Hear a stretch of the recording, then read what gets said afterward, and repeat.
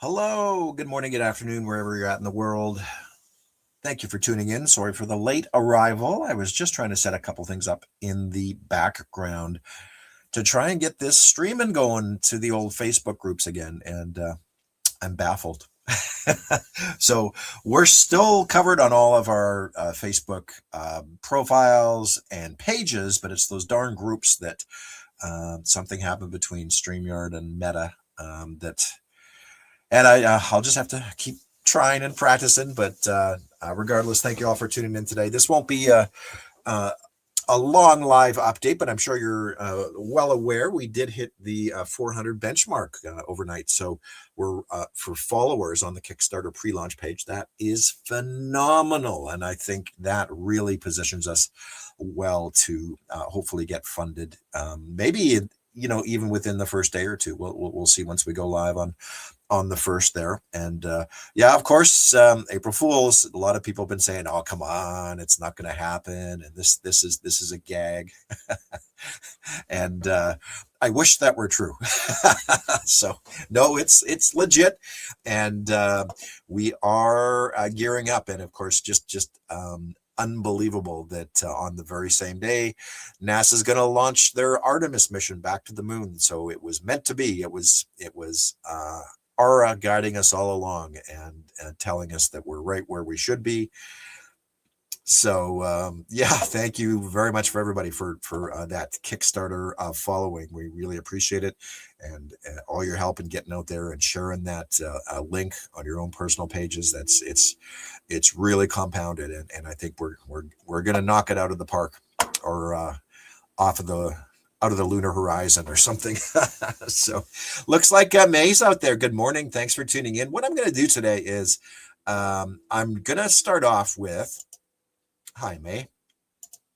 I'm going to start off just by rerunning our show from Thursday night. It was an unusual time slot for us, but we had a good turnout. But I'm going to rerun that show. That was for Rules of Luton, or Luton, depending on where you're from. And yeah, I had a very special co-host Thursday night in the form of Mr. David Hirsch from Starlog magazine. And then we were joined last minute by Adrian Sherlock from Australia. We were just sort of scrambling for a last minute guest, and Adrian chimed in, and it was 9:30 in the morning for him.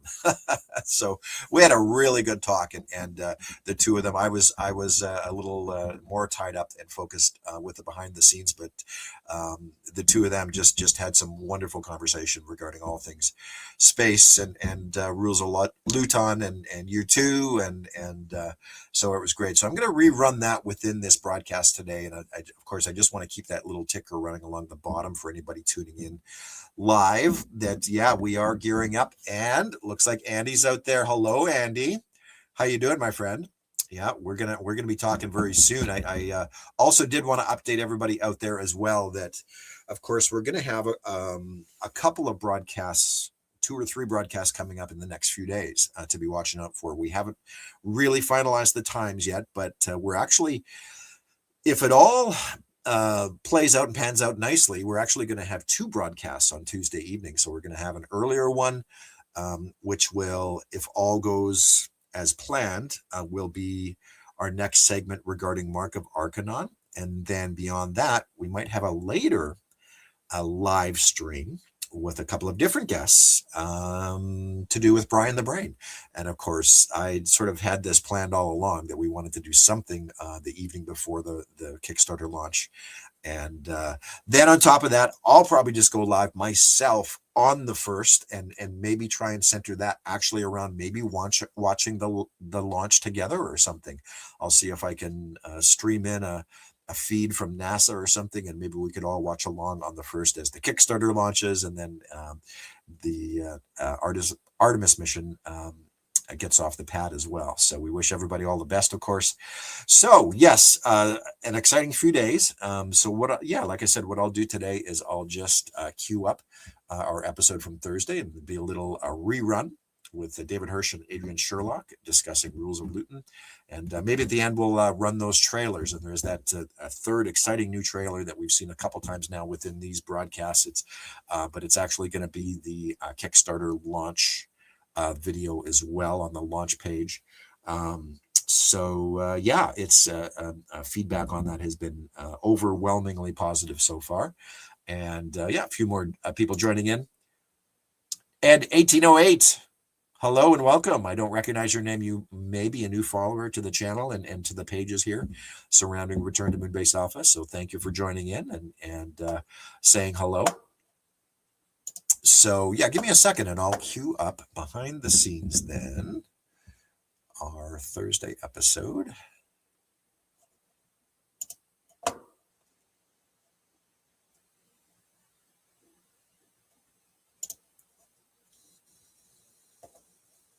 As I talk to myself, there it is. And we'll run that, and I'll still be live in the comment section as well. So for anybody tuning in, we've got that ticker running, so everybody's aware of the pre-launch page. So if you haven't clicked notify me yet, we'd really appreciate it. We're just over 400 followers, so we're awesome shape here going into the actual launch. So, and then the campaign itself will run for 30 days. So we'll see how we do with things. And I will just make one other change here. Yes, and then I'll go on mute and we'll run the episode from Thursday with David Hirsch and Adrian Sherlock. And I'll be live in the comments watching if anybody has any questions or anything. And we'll maybe come back and watch that exciting new trailer at the end of it all, okay? Thank you so much again.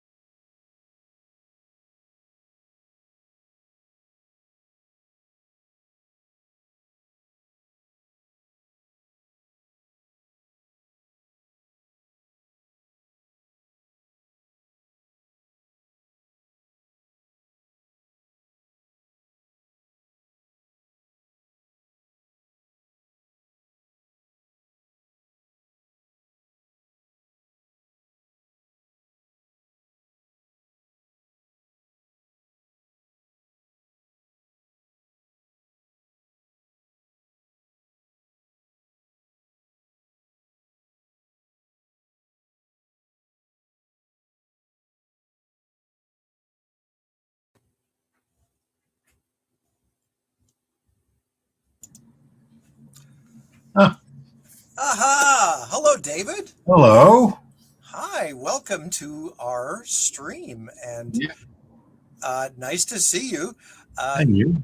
Thank you. I really appreciate everything, and especially for last minute filling in as my special co-host today. Sure, Yeah, sure. yeah. So this is going to be a lot of fun. We're back with Space Yeah. 1989. This episode, we are well into year two by now, David, and this will be interesting because I know we had you on for a year one segment, but this will be your first year two, so it'd be just fascinating to sort of get your insight on maybe some of the changes and the overall dynamic of year two versus year one, things like that. Yeah. Yep, for sure. And for everybody else out there today, this is sort of an unusual time slot, number one. And we're just, I was sort of behind the scenes experimenting with a couple of things to try and get streaming into some of those Facebook groups again. They sort of took that ability away from us. We can still stream to pages, but groups, they've made it a little more difficult. And I couldn't actually get the streaming software hooked up tonight for some reason, but we're still in all the pages, so we'll be good. But along with everything else tonight, I'd just like to quickly introduce. We do have a special guest that's come on board last minute here, and this is Mr. Adrian Sherlock, all the way from down under in Australia. So we'll say hello to Adrian. Hello there. Hello there. All right, Adrian. We're global today. We are. We're encircling the Earth. Yes. Yeah. Yes, definitely. So, welcome to Space 1999. This is your first segment, Adrian, and this is actually our first time that we've ever actually spoken, I believe. I've seen you, of course, on the interwebs for many, many years now and followed your work with your books and things like that, but it's nice to meet in person. Oh, thanks very much, Warren. It's a pleasure to be here and great to have a chance to talk to both of you, in fact, because, obviously I'm really a big fan of what you're doing. And David, of course, I've followed your work for many long years. So Thank you. Thank you. It's an honor to meet you as well. Thank you. David's work, of course, going many, many years back in time. With many moons ago. We're going to make him feel old if we keep saying many. The old Starlog. Too late. I was going to say Starlog magazine. When did? Well, let's put it in perspective. Starlog started in what, 1976? 76. Yeah, 76. And I joined in 70. I think 75. The first issue came out. Yeah, because they were quarterly originally. Yeah. So I think it was 75. And I joined them in the summer of 77. So my first issue was number 7, which had the Eagle blueprints. That's how they got me in. They, Bob Mandel at ITC New York, recommended that I could consult on the Eagle blueprints. And from that, I got a summer job, and that went on for another 5.5 years. So. Wow. Amazing. Yeah.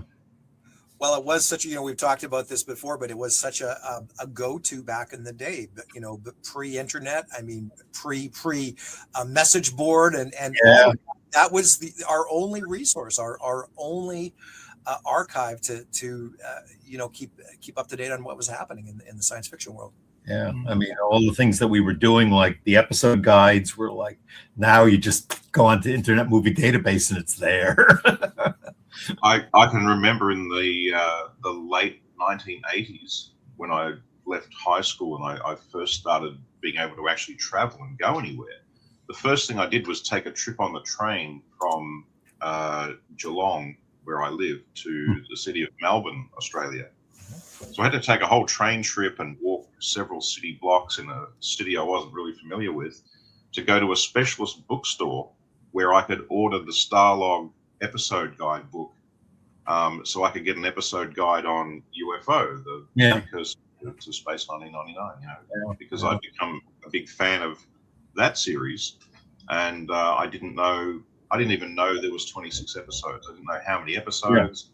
I didn't know the episode titles. You just accessing that information is child's play now, but at that time it was the lengths you had to go to. You had to I traveled to another city and had to order a book from the States and then go for a second trip a few months later when it arrived.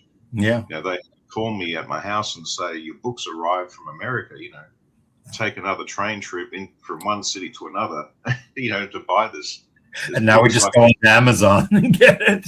yeah, yeah. So I mean, here I am now self-publishing on Amazon. But yeah, when I think of the elaborate lengths, that if you were a fan, we had to go to such lengths in those days to just get information about a show we like.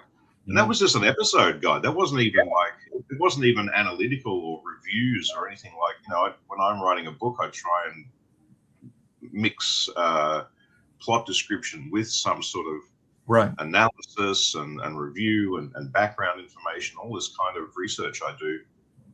I was bending over backwards just to get a book that just told me what the hell happened in the episodes. Yeah. So it's crazy how far we've come. Well, I mean, that's how I got into the business in the first place. I was taking a film studies class in my first year of college, and I wanted to write a paper on Jerry and Sylvia Anderson because that was the stuff that I knew the best. But you couldn't get any information on them, and I just basically, screwed up my courage one day and went into Manhattan to ITC and just hoped that somebody could help me out. And I just lucked out. And they loaded me up all kinds of, episode guides and sales material.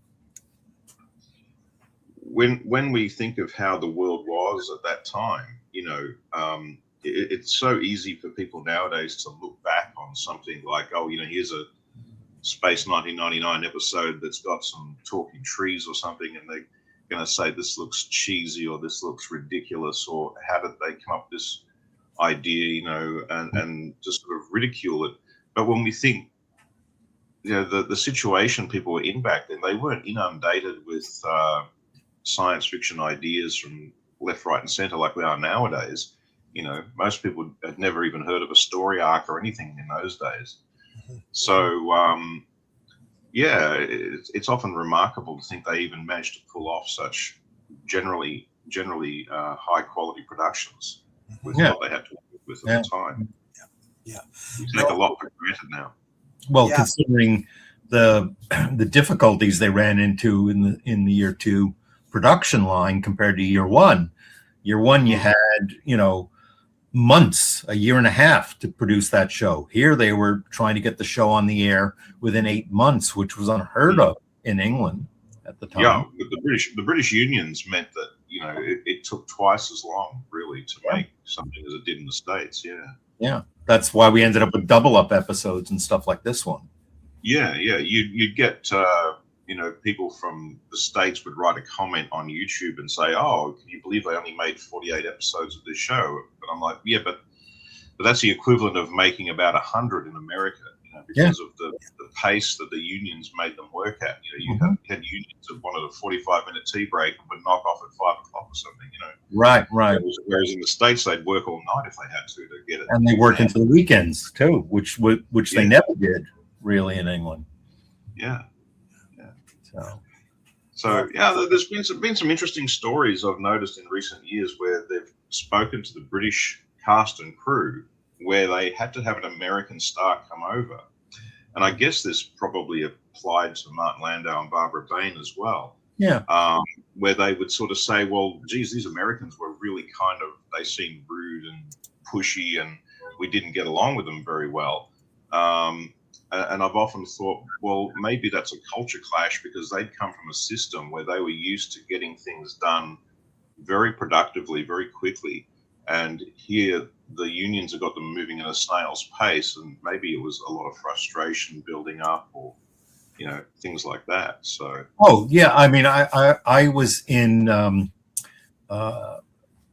England in the 90s, staying with Martin Bauer and his family down in Wareham, and we were in a pub one night, and people came up and were talking to me and asking me, why is life here so hard right now compared to the States?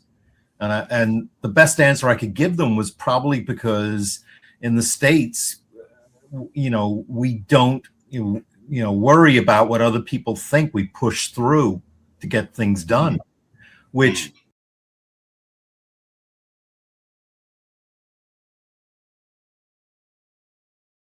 is not always a good way to go. I mean, I'm the first person to say how much I love the way the Japanese handle things, Mhm. the way everyone does their best job possible, and nobody stands around and expects, a pat on the back from Mm. everybody. But it's a culture thing. I mean, the English are used to doing things a particular way. The Italians do things a particular way, and so Mm. forth. It's only right and wrong if you are used to working a different way. And Yeah. the quality of the filmmaking is, in England is superb just as much as it is in America. It's just a different way of life. And maybe it's a better way sometimes. Maybe people are less stressed out. Yeah, as a young man, I was almost kind of crippled by this belief in, because Australia had a culture, I guess, very related to the one in the UK. Mhm. And it was very much a sort of an almost socialist kind of idea that, the government will take care of you, and if you can't get a job, you'll be on welfare, and, there's socialized medicine, and so the system sort of looks after you, but that's very pacifying. You end up a very Yeah. passive human being, sort of reliant on. And so if I had problems as a young man, I would buy into this idea of sitting around kind of complaining, saying, well, why doesn't the government do something, or why doesn't society change, or when are they going to fix this, fix that, and then my life will be okay. And one day, I listened to a guy from Canada, and he'd done this seminar based on this idea of, well, take responsibility on yourself. And this was like an alien concept to me. Nobody had ever explained this to me before, but I started to realize this is the fundamental thing about America. It's like my feeling about America now is that it's a culture where if you don't work, you don't exist. You kind of have to be proactive and make things happen. So, you look at Irwin Allen, you can sort of say, well, okay, some of his shows were rubbish, but I mean, the man produced 80 something episodes of Lost in Space in three Yeah. seasons. Yeah. Whereas, you know what I mean? Jonathan Harris famously said to Irwin Allen, we finish an episode in the middle of the day, and the director with the script for the next episode is waiting off stage. He walks onto the set, and we start filming the next one straight away. Can't we have the rest of the day off? Irwin Allen just said to him, "This is what we're paying you for. Keep working." It was like a conveyor belt, but the man just believed in. TV back then was crazy because they had shows on every week. I mean, the first season of Lost in Space was, I think, over 30 episodes. Yeah, he would make 30 episodes a year. I look at Space 1999 and think, couldn't you have done another 6? Season 1 was so good, couldn't we have just had half a dozen more? Well, I think that was all due to the budget. I think that's how they budgeted to fit in the 24 episodes, and even that was stretching the money. But this what you're mentioning, guys, is this cultural difference, and when we talk about year 2 versus year 1 from a production standpoint, this lends very much into who Freddie Freiberger was, right? He really brought the American sensibility across. Yes, hired to do a job. They wanted content, and he was boom, boom, boom. And the funny thing is, when we did, Rob Wood and I did the book with Chris Penfold, even you wouldn't imagine at the leisurely pace they did series 1 that it would be this giant eating machine for scripts, that you constantly had to hammer out scripts. But now imagine the pace for year 2 when they were, even producing 2 episodes simultaneously. And for good or bad, they had to have a script ready to shoot. Yeah. So that's why we have a much more unevenness in the episodes. Yeah. I mean, I've got some, criticisms of year 2, obviously, as I think we all do. Yeah. But yeah, I mean, I think if you look at the other side of it, you would have to say that Freiberger, for all of his limitations, was clearly, he clearly brought that kind of, American Hollywood kind of sensibility of, Yeah. Okay, you guys were going to get this job done. Well, he Right. delivered. He Well, delivered. he delivered what he was hired to do, because most of the format of year 2 came from the fact that ITC America demanded these changes. Americanization. These were the They changes. were really pushing for it to be more like Star Trek, weren't they? Yeah. Right. Because they wanted the humor, they wanted the lightness, they wanted the more color, and the fact that they didn't get the action stuff they needed at the start, and they had to do all those crazy airbrush publicity shots to make them look at these special effects we got, which they really didn't have because they airbrushed them. But this is what they were trying to sell the show as, a more action-oriented show.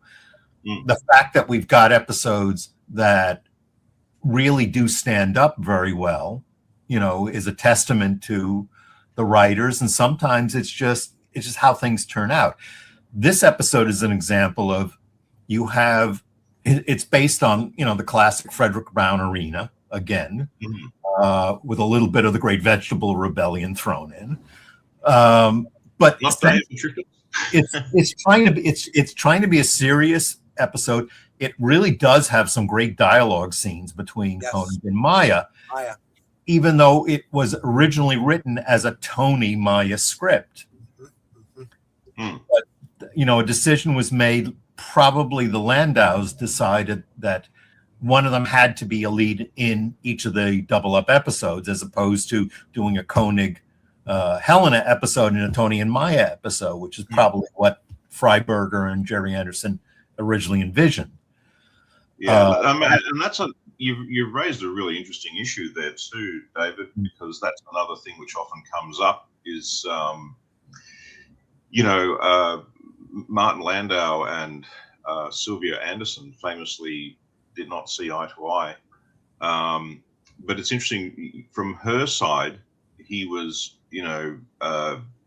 driven by ego and selfishness and, a bit having a tantrum and demanding his own way. Yeah. But when you see him in interviews talking about his point of view, he quite reasonably argues that what he was doing was fighting for the integrity of the series. If you didn't have your viewer able to latch onto a consistent set of main characters each week, then you weren't going to get that audience loyalty that they were looking for. Right. I mean, he was a big science fiction fan, because he used to call me at Starlog and ask for recommendations for books to read, because he devoured science fiction novels. He loved them. So it wasn't a question of he didn't look down at this show at all. He was very proud of it. I think when they got into stuff he didn't like, especially in the second series, he was more vocal about it, but he still was a professional and he committed to it. The real failure of year 2 was they pitched this major role for Helena, for Barbara Bain's character in the show, and they never achieved it. She was supposed to be essentially second in command. That's why they started off with saying she was in charge of life support.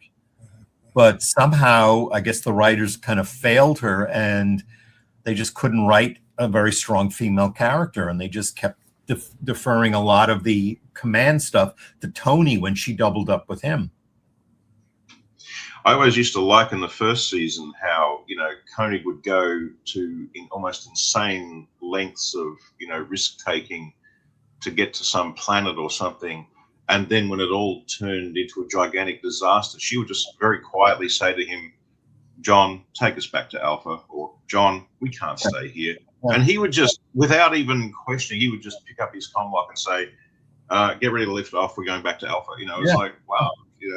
She kind of was the sensible woman who won at the end, which was kind of surprising. It was done in such a subtle way.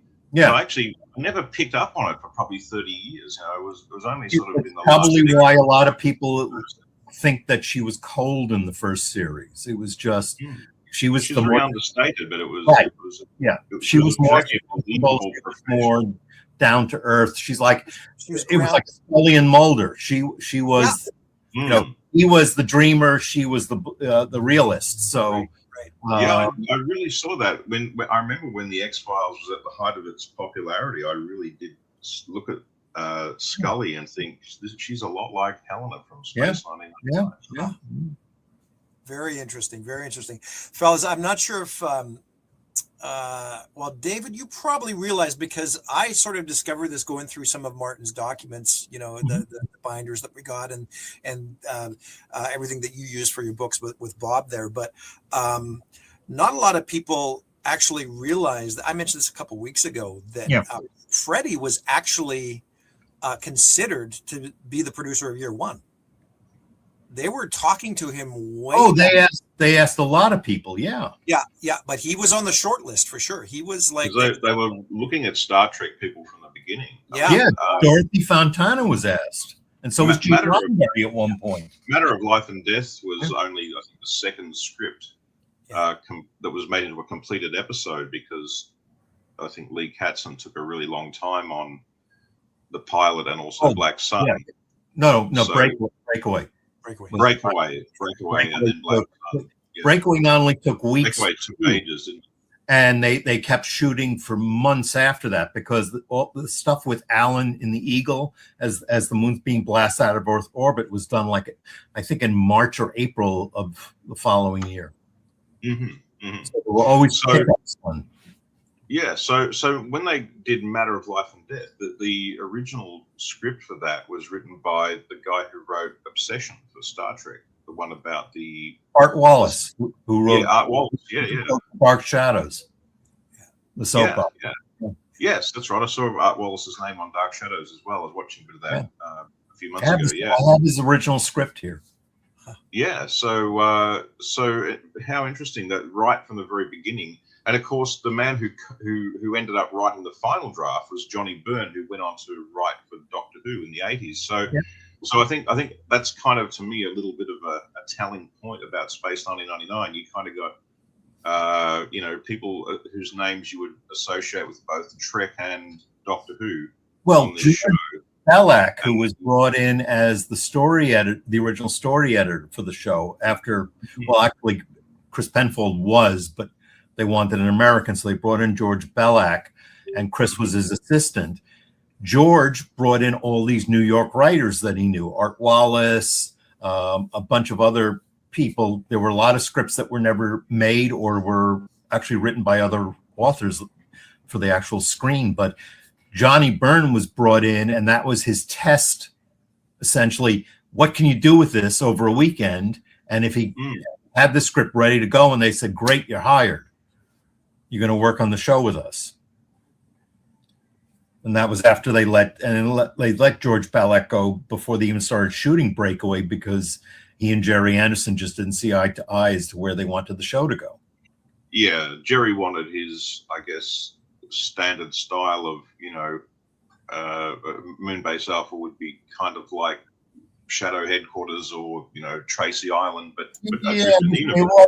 In the original Jerry and draft script for the half-hour version, it's a very militaristic base, like Shadow, because that's what the show came from. It was originally UFO series too. Yeah.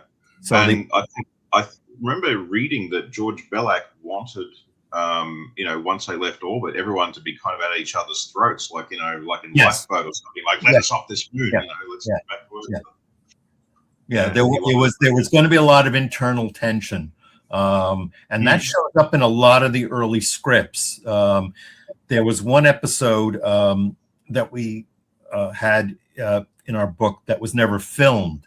And it had to do with this planet where there was one group that were complete idiots and these other ones that were very militaristic. And the Alpha people weren't very nice either. And I think they wanted to reduce that a little.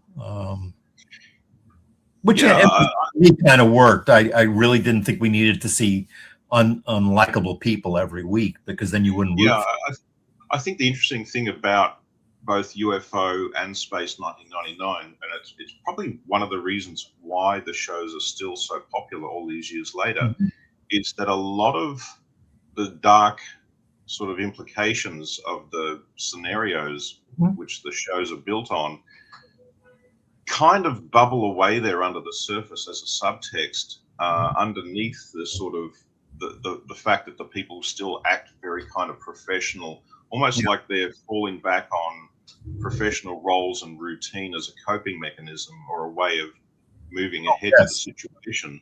Oh, yes.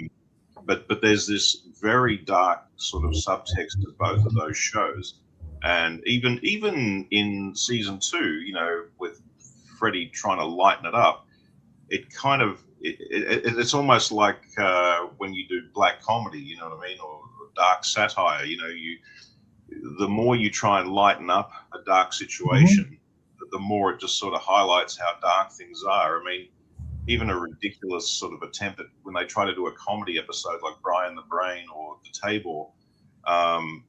Brian and the Tabor are both, they're kind of sickos, you know, they're kind of really twisted, psycho kind of characters. You know what I mean? They've brought on to make it, oh, we're going to have a fun one this week. We're going to try a little bit of comedy on this show. We're going to have a funny episode. And it's like, you get to the end and go, hang on, he wanted like Koenig to sell Maya to him, like this is like trafficking. He wanted to traffic a human to him or traffic a woman to him. You know, this guy's a piece of dirt here. You know, he's a low life. You know, and Brian, you know, slaughtered his creators. He's a robot. He's an AI who slaughtered his creators. So he comes on all funny and jokes like he's trying to be Jerry Lewis in outer space, but underneath he's this twisted lunatic who murdered everyone like it's like a newborn child, this AI. The child that murdered its parents, you know, it's homicidal maniac computer, you know. So that's an interesting point about the show. Even the very understated performances in season 1, behind these very quiet, reserved kind of whispering conversations of John and Helena, there's this very dark underpinning of, you know, we're adrift in the blackness of space here. We're on the verge of survival. We're telling everybody that, oh yeah, we're going to find a place to live, but come on, we're probably doomed here, you know. Yeah. So yeah, there's some very dark stuff, and maybe Jerry's insistence on keeping it squeaky clean on the surface kind of paid off, because you get this scenario where people are acting like it's okay, but underneath there's a dark underpinning. It kind of starts to have an unsettling relevance to what real life is like in a way. Well, that's true. We go to work, we eat 3 meals a day, but then we look at the news and we think, how is the world okay? No, as I said, that's true of all his shows. It was always, as you know, oh, the Tracy family rescues, you know, all these people, but you know, everyone's always at the point of death or something. Or Captain Scarlet with all the great colorful costumes and neat gadgets, and yet they're still dealing with aliens that kill people randomly and resurrect them as zombies. You know, I recently had an interesting thought about Captain Scarlet, that it's kind of Thunderbirds tipped on its head, because in Thunderbirds, you know, you're a likable person, a regular Joe. You get into some trouble, you send out a radio message, and international rescue comes and saves you. Save the day. Captain Scarlet, you're a nice, likable, regular Joe. You get into some trouble, no one saves you. You actually die. Then you get brought back to life as a zombie by aliens, and then the people like international rescue show up, but instead of saving you, they just kill you all over again. You know, right? They blow you to smithereens. It's like it's a really nasty turning of Thunderbirds on its, like an inversion of it. You know, even the original concept that the Andersons came up with for Space 99 was dark, because they were focusing on the theory that having the humans thrust out into space, they weren't explorers. They were essentially the virus that was going to contaminate the purity of the universe. Yeah, I mean that comes up in War Games too. Right. Right. You can sort of see all of those sort of ideas about war and it's such a War Games, and it's also in the Missing Link episode. Yeah. This idea of a world without fear. Yeah. You know, when that contains some of the best dialogue I would argue in the entire series. Where when is it Peter Cushing's daughter says, "Look, there are wonders out there, beyond your imagination. All the good things you've ever wanted on earth, I offer you, a world without fear." Yeah. And that image, Helena says it in War Games. It's reminiscent world of that without same. fear, very strange, beautiful. We've lost Even this episode has some wonderful dialogue, because there's the whole thing where Conan's talking about his first wife and her dying in this world war, and then Maya says people fought people because they were different. Well, that's disgusting. Yeah. That was a great scene. In the beginning of Rules of Luton, and we're finally getting to the episode. Yay! Yay. In a roundabout way. Please, are getting rested. We got there. We got there in the end. There's this part where she says, "Do we have to kill them?" And he says, "Maya, yes, in order if we want to survive." At the very end, when he finally overpowers the alien, he looks over at Maya and she shakes her head like no, and that's when Koenig goes into his rant and yells, "No, I will not kill," And they're like, kill the criminal who committed murder on Luton. He says, and he really lets them have a piece of his mind and says, "No, you are the criminals. You would like to see things die. You'd like to see everything here die, to satisfy your lust for blood." And they're like, "Okay, you can go now." You could have stopped us. You could have prevented all this. You deliberately, let this happen. Okay, you can leave now. Close the seeds of revolution. Yes. Yeah. I've never seen angry plants get pissed off before. Yeah. There we are. Considering if you just forget the fact that the idea of talking trees is kind of silly. It's a beautifully photographed episode because it takes place almost completely outside. It's all on location. It's Pinewood. On location, they went to trouble to build a dinosaur graveyard. Directed by Val Guest, the man who shot the two Hammer Quatermass movies with Brian Donlevy, the first two Quatermass movies. Yeah, this was a top director, and this was at Black Park Lake. Yeah. And you've got Martin Landau, who's a great actor, giving a pretty strong performance all in all. I mean, can you imagine if this was a Buck Rogers episode and it was Gil Gerard, it would have been a piece of absolute fluff. But Martin Landau, he plays the pain and suffering he goes through in this episode. Yeah. He gets reduced to tears, and he's delirious, and he's bleeding, and he's raging in anger at the judges of Luton at the end. This is, he really tries to elevate at least the character of Koenig above whatever's going on around him. No, he always tried to rise above the material, even if he disliked the episode. Even all the glisters he manages to pull off, even though it was an unsalvageable episode. Yeah, I mean, I often think of the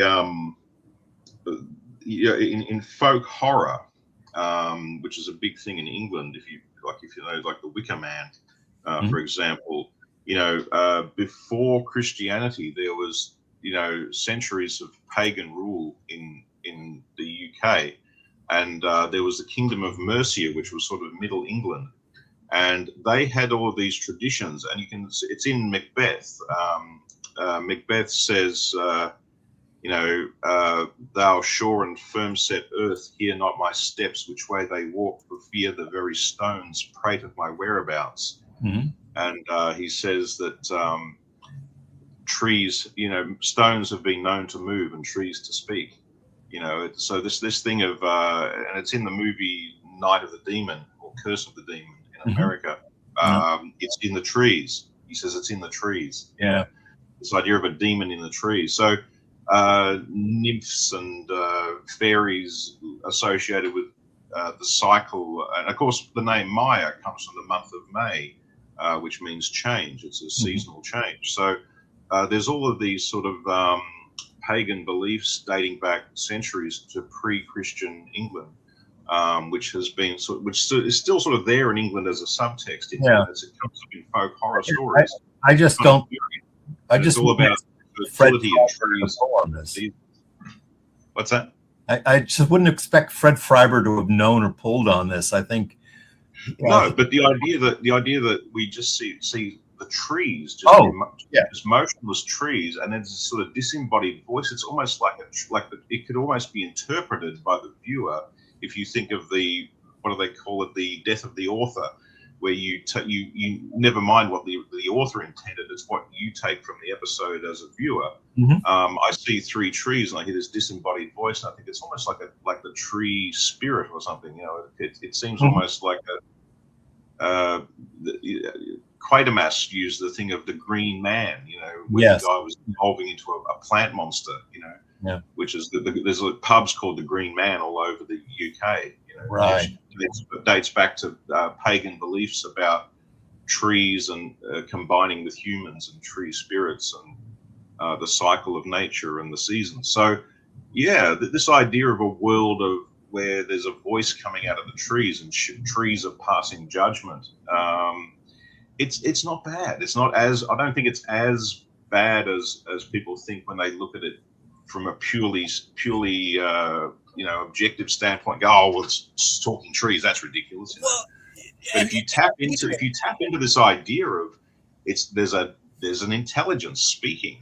Oh, definitely. You see three trees there, like a trio of like the three wise monkeys, you know, sitting in judgment. That's kind of an eerie image in a way. It's not bad, actually. Well, absolutely. All I was going to say, guys, is that, I mean, what you're sort of making me realize here, Adrian, is that there was actually, when you dig deep, there was some pretty interesting and unique science fiction concepts in year two. But I think the problem was that they were, because of all the tonal changes, they're kind of all glossed over, right? Well, I think in the hands of another writer who would know a lot of this backstory that Adrian has brought up.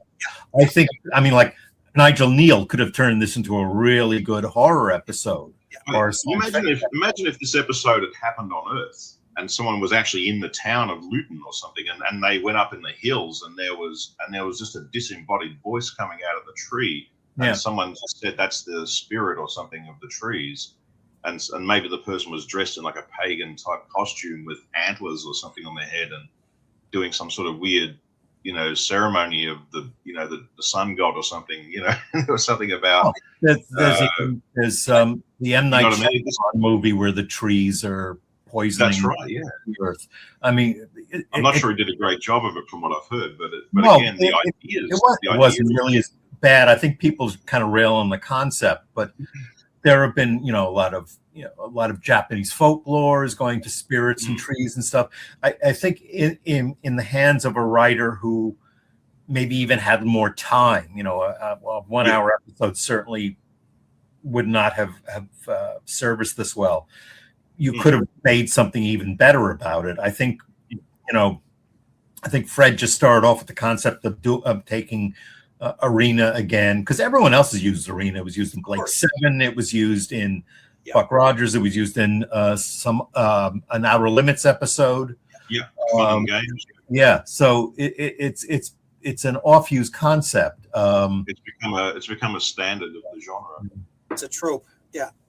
Even the Darmok one in Star Trek Next Generation is a variation. So I don't fault the episode for the talking trees per se. As I said, the episode had a lot of great moments. It probably, I think, in my mind, would have worked better had it been a Tony Maya episode or John and Helena episode. One of my impressions of it, I was watching it one time, and he's talking about this idea of the war and how it changed their society, and they built this world, and he lost his wife, and I suddenly had this thought of, gee, considering Freiberger's come in, and he's only had this one season, he's put in a backstory, he's put in a dead wife, he's put in a historical explanation for this future they're in. He's given us Psychon, Maya, her shape-changing powers. you know, he's. I thought he's kind of almost tried to set up his own version of like an like a complete, you know, overall concept of the show. So yeah, considering he didn't have a lot of time, you know, he may not have done a particularly brilliant job in some ways, but he did try. He did kind of try to give this thing a whatever he felt it was missing.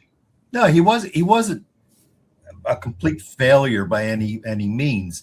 You know, the biggest sin was simply just ignoring the fact that season 1 existed, which just created just all kinds of, you know, oddities between the shows.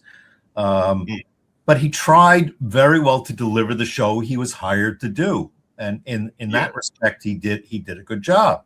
I mean, certainly not all the episodes that he's credited as writing as Charles Woodgrove were terrible. I mean, you know, I know there are some people who think Space Warp is a bit mindless, but I think it's a fun episode. Yeah, it's got its flaws, but it's a real popcorn episode. I think that's how I described it in my book. Yeah, and sometimes you need a good popcorn and just watch it. It's just a rip roaring runaround. Yeah, but again, you know, this is the great thing about the show is every time you kind of say, well, this episode is one of the worst ones. There's something that salvages it. You know, someone pointed out to me that the eagle going nuts and spinning out of control and crashing in the hangar is one of the best special effects they ever did on the show. Yeah.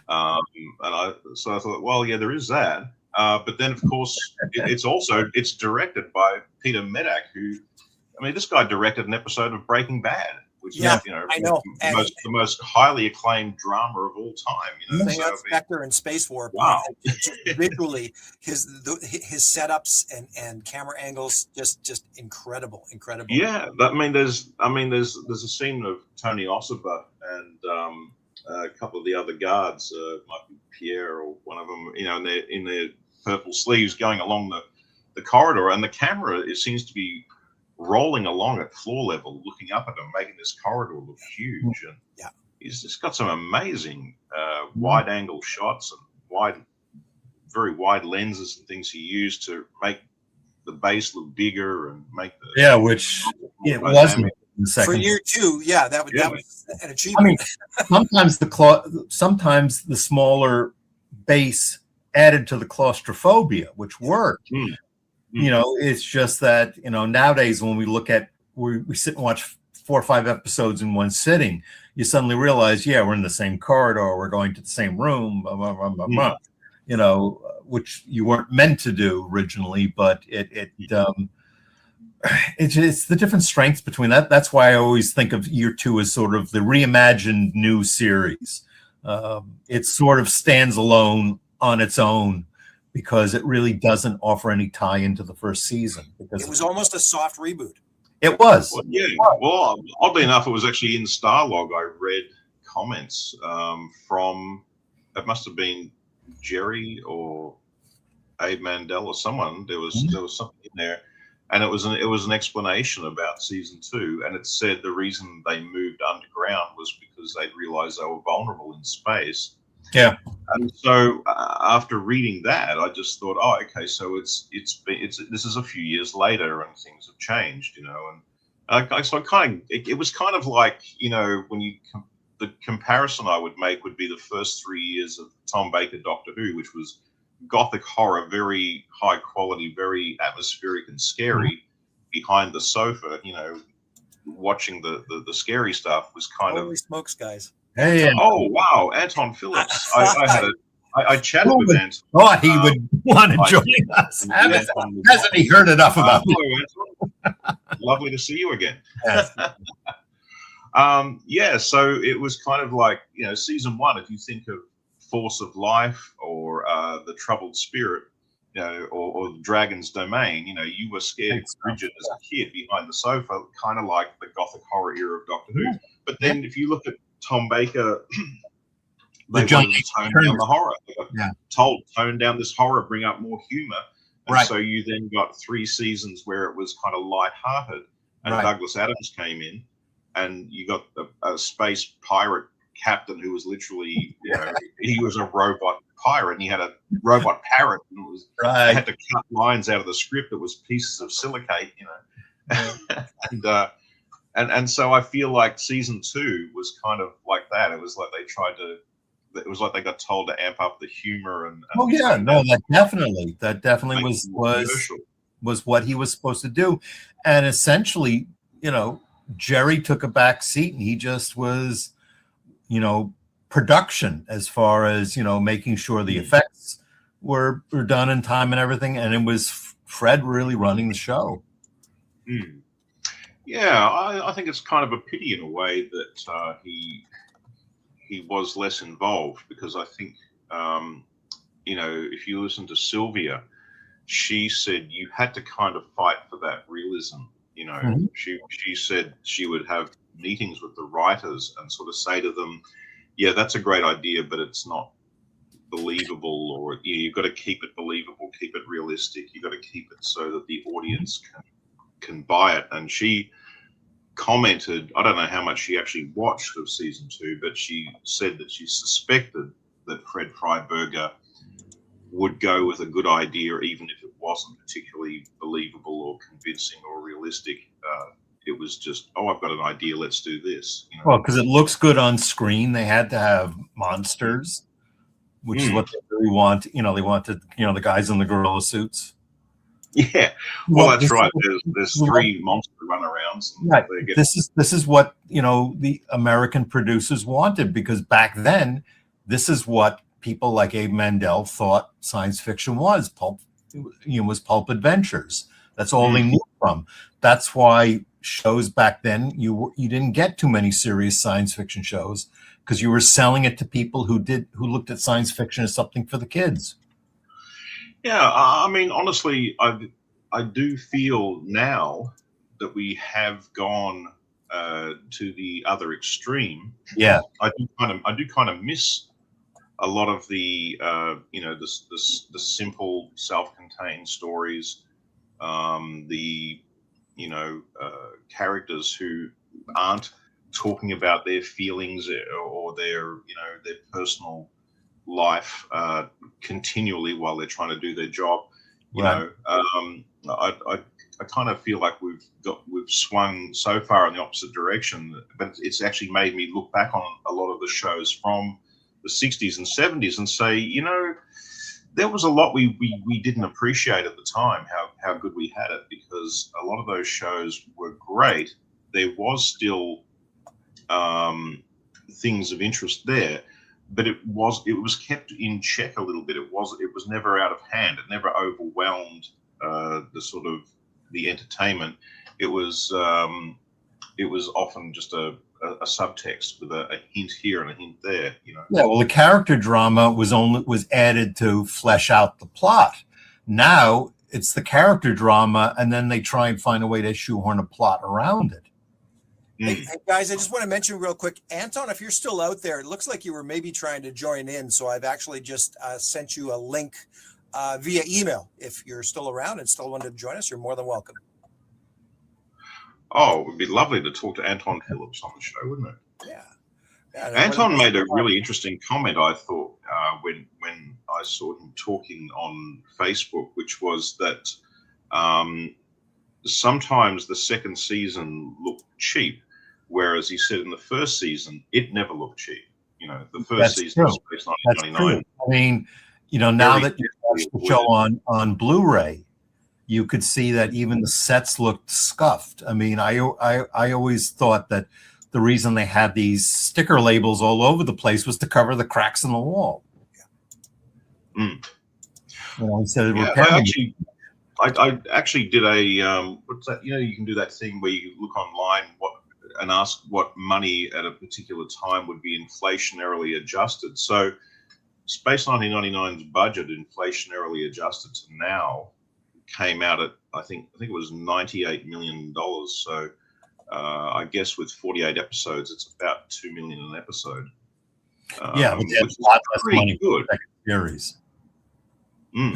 The salaries for the production personnel from year one, everyone got a pay boost. That's also why a lot of people like Brian Johnson and stuff were in the main title, in the episode main titles, because that was part of the deal to, give them a sort of bump in recognition, as well as giving them a bump in salary. But with all the salary, and they had less production time, less money for a budget, so they had to find ways to cut corners. Yeah, I think that there was an inflation situation in the late '70s in the UK, which affected Doctor Who. I remember very badly. I remember that was the Tom Baker story. Underworld was all done with chroma key. They blue screen actors onto miniature caves and things. It looked terrible, but they were supposed to go on location and they couldn't. Yeah, they said, even the set designer, he said, we didn't even have money to build a set. He said, can I build just maybe one part of a cave? No, we don't even have enough money for that. He said, you're kidding, really? So when it was all over, apparently the producers said to the director, I'll get you to do something easier next time, like a remake of Ben-Hur. Yeah. I think money wasn't going as far. No, it wasn't going as far, but I think, having double up crews and stuff cost them a lot of money too. Yeah, of course. Because you're paying, double salaries in a week for 2 directors, 2 DPs, 2. Oh yeah, Mark Anthony Craig's just told us inflation was at 27% in December 1975. Wow. Yeah, so imagine, Fred Freiberger's trying to do Space 1999 season 2, and then of course you've got Philip Hinchcliffe's replacement was Graham Williams on Doctor Who. So these guys are trying to do TV that looks, like cinema level production. They're trying to do big sprawling stories of other planets and outer space. Yeah. And money's just not going where it was going just a couple of years earlier. I guess it must have been quite a tricky thing.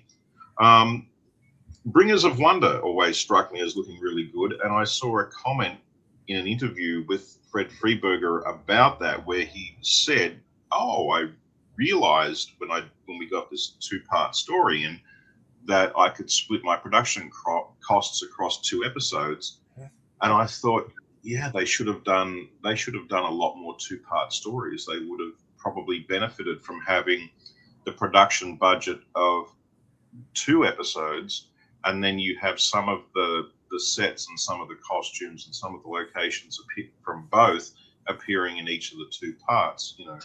Well, the difficulty with doing that is when ITC syndicates a show, they have to make prints for the number of stations running it, and if you have 2-part episode, they have to have more prints available, because then the station's going to need the second episode right away. Whereas, especially in the first season, the show was jumbled up all over the place. Some places went breakaway to War Games, other places went breakaway to Dragon's Domain or breakaway to another episode, because everything after the first episode was just, they print up maybe half the amount of prints they had for breakaway. Even less. Yeah, I remember hearing that they avoided doing 2-parters because of syndication. Yeah, that's right. Yeah, but with year 2, because they were so close, I mean, it's not like it was during the 80s when they were doing like Star Trek The Next Generation, and Paramount would send the episodes by satellite to the stations. And they downloaded, so they never had to make prints. The station would just record the broadcast on videotape and then play it back. Yeah, so... I think when you look at Rules of Luton and the beta cloud, I've sometimes thought, why not have, if you're going to have a monster runaround, why just have one monster runaround, but make it a 2-parter rather than doing 2 separate ones?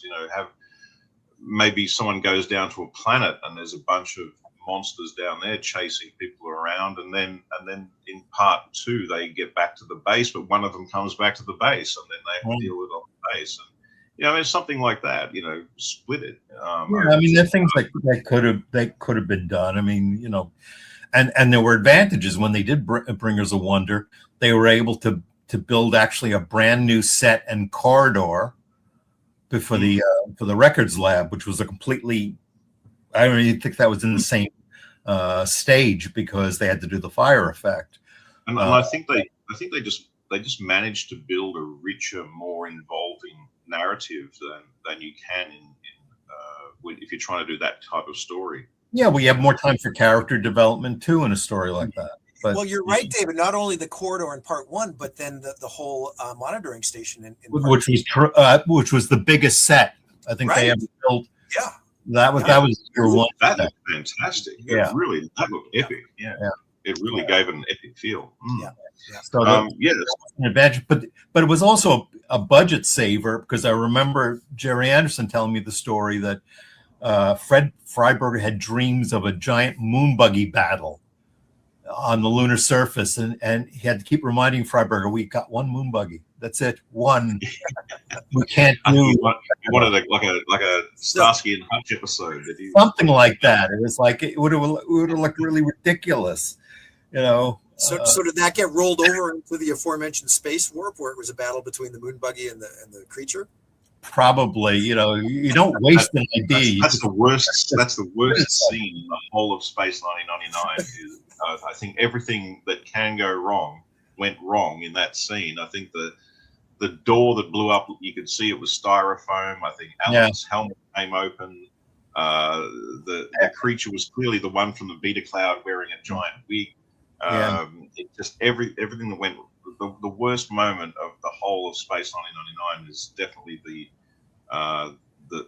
the moon buggy chasing the monster on the moon surface in the Didn't some of the moon surface itself sort of get kicked up, or it was like almost like a fabric of some kind? And as the moon buggy is doing the roll on the rock, it retained its dignity. Yeah. But the set of the moon retained its dignity, but I think everything else went wrong. And Derek Wadsworth, I loved him. He was a terrific guy, but doing the John Barry routine where you play action music against a slow moving scene didn't work there. Did not work. I mean, it just kind of made it more tedious. My feelings about Space Warp have definitely softened over the years. I appreciate it now as a fun run around. Yeah, there are other things about it that are great, and I mean that's why I used it when I did Cosmic Princess, because I thought it paired nicely with Metamorph as a Maya story. So but it does have a lapse on the moon, unfortunately. Yeah. But still, out of 48 episodes, they did. If that was their worst, well, that's. I don't think it was. I don't think it was their worst. Damning. No, I think the episode that disappointed me the most was Catacombs of the Moon, and really? that was always because before the episode aired, Bob Mandel wrote this press release for the episode about these Dali-esque visions, and he sold up what it was going to look like, and all we ended up with was a poster bed, the leftover moon mountain cutouts from outside Koenig's window, and fire sticks, and it was like, what? When I saw that on I didn't hear any of that, and I just saw it on free-to-air television on a cathode ray, and I saw this vision of a 4-poster bed with these sort of drapes and this woman there, and the guy trying to reach her, and he can't get to her because of a ring of fire, and it's outside of the moon, and it seemed kind of surreal. I don't like that. Yeah, but it just wasn't what they had promised me. Right. Yeah. We've been joined by the man and the legend himself, and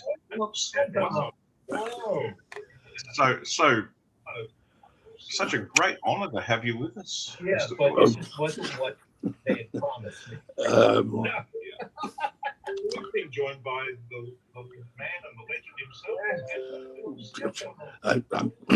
I'm not so sure about the legend bit. Well, we'd like to pick you up, But hey, listen, you know what? My television broke down and the insurance company came and they've taken my television away. So I've been without television for the past 2 weeks Oh almost. no! Apparently, see- they have to get the spare part from Moonbase Alpha or something. I told people that I thought The Rules of Luton was a really great episode, and the television people came around and confiscated my television, said that I was a silly man and I would not be allowed to watch television or say such silly things ever again. The TV police came and took mine away. Yeah. But anyway, I just thought, because I'm confined to my laptop and PC, and was doing the browsing thing, and there you were, and I thought, hey, I wonder if I could get in on this and just say hello. Hello. Wonderful! What Good to see you. incredible surprise! It's so nice to see you, and you're always welcome. You know that. Well, thank you very much. Thank you. How are you all anyway? Good. Wonderful. Good. Yeah. I think we're all doing okay. Adrian's tuning in from Australia, and David Hirsch, you know Anton, and we do these little segments every once in a while. Usually Roy is my co-host, and he couldn't make it tonight. But All right, yeah. yeah, no, it's a lot of things going on the next week as well. I haven't really touched on this, but I'll towards the end of the segment, I'll get into some shout outs. But we're all really excited as well because we're planning to launch a Kickstarter for that Return to Moonbase Alpha project. Okay. If you recall, and you were so gracious with your time and helping us out with that first trailer there a couple of years ago. That narrates. I think it's very ambitious for you to ask me to say Dr. Matthias will be there. I'd be very pleased to be there, but I'm just pleased to see next week, really. Yeah, well, we're doing really well with the Kickstarter pre-launch. Actually, I've sort of had to take a crash course on all things crowdfunding the last month or so here. But according to numbers and metrics, like we're in a really good position going into the actual launch on April 1st. And no, for anybody out there, it's not an April Fool's joke. Hey, they say they're going to launch a rocket to the moon. And we just found out on Sunday build a moon base. the actual NASA launch is the same day. I couldn't believe it. I Can fell you off my believe that? Yeah. So They want to orbit a woman around the moon for the first time, right, and then, first they've time announced they Canadian. want to build a moon base. Yeah. So it's all coming true. Yeah. Crazy. Anton, how have you been? You're back home in the UK now? Yes, and You went away for a few months again. I was in the Canary Islands, where it's nice and sunny and warm at this time of year. Very nice. And then it got nice and warm over here for the past few days.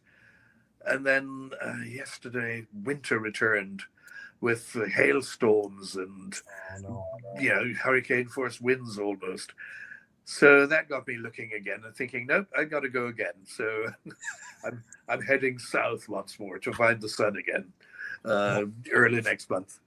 Oh, good for you. Good stuff. How are you, Warren? Are you well?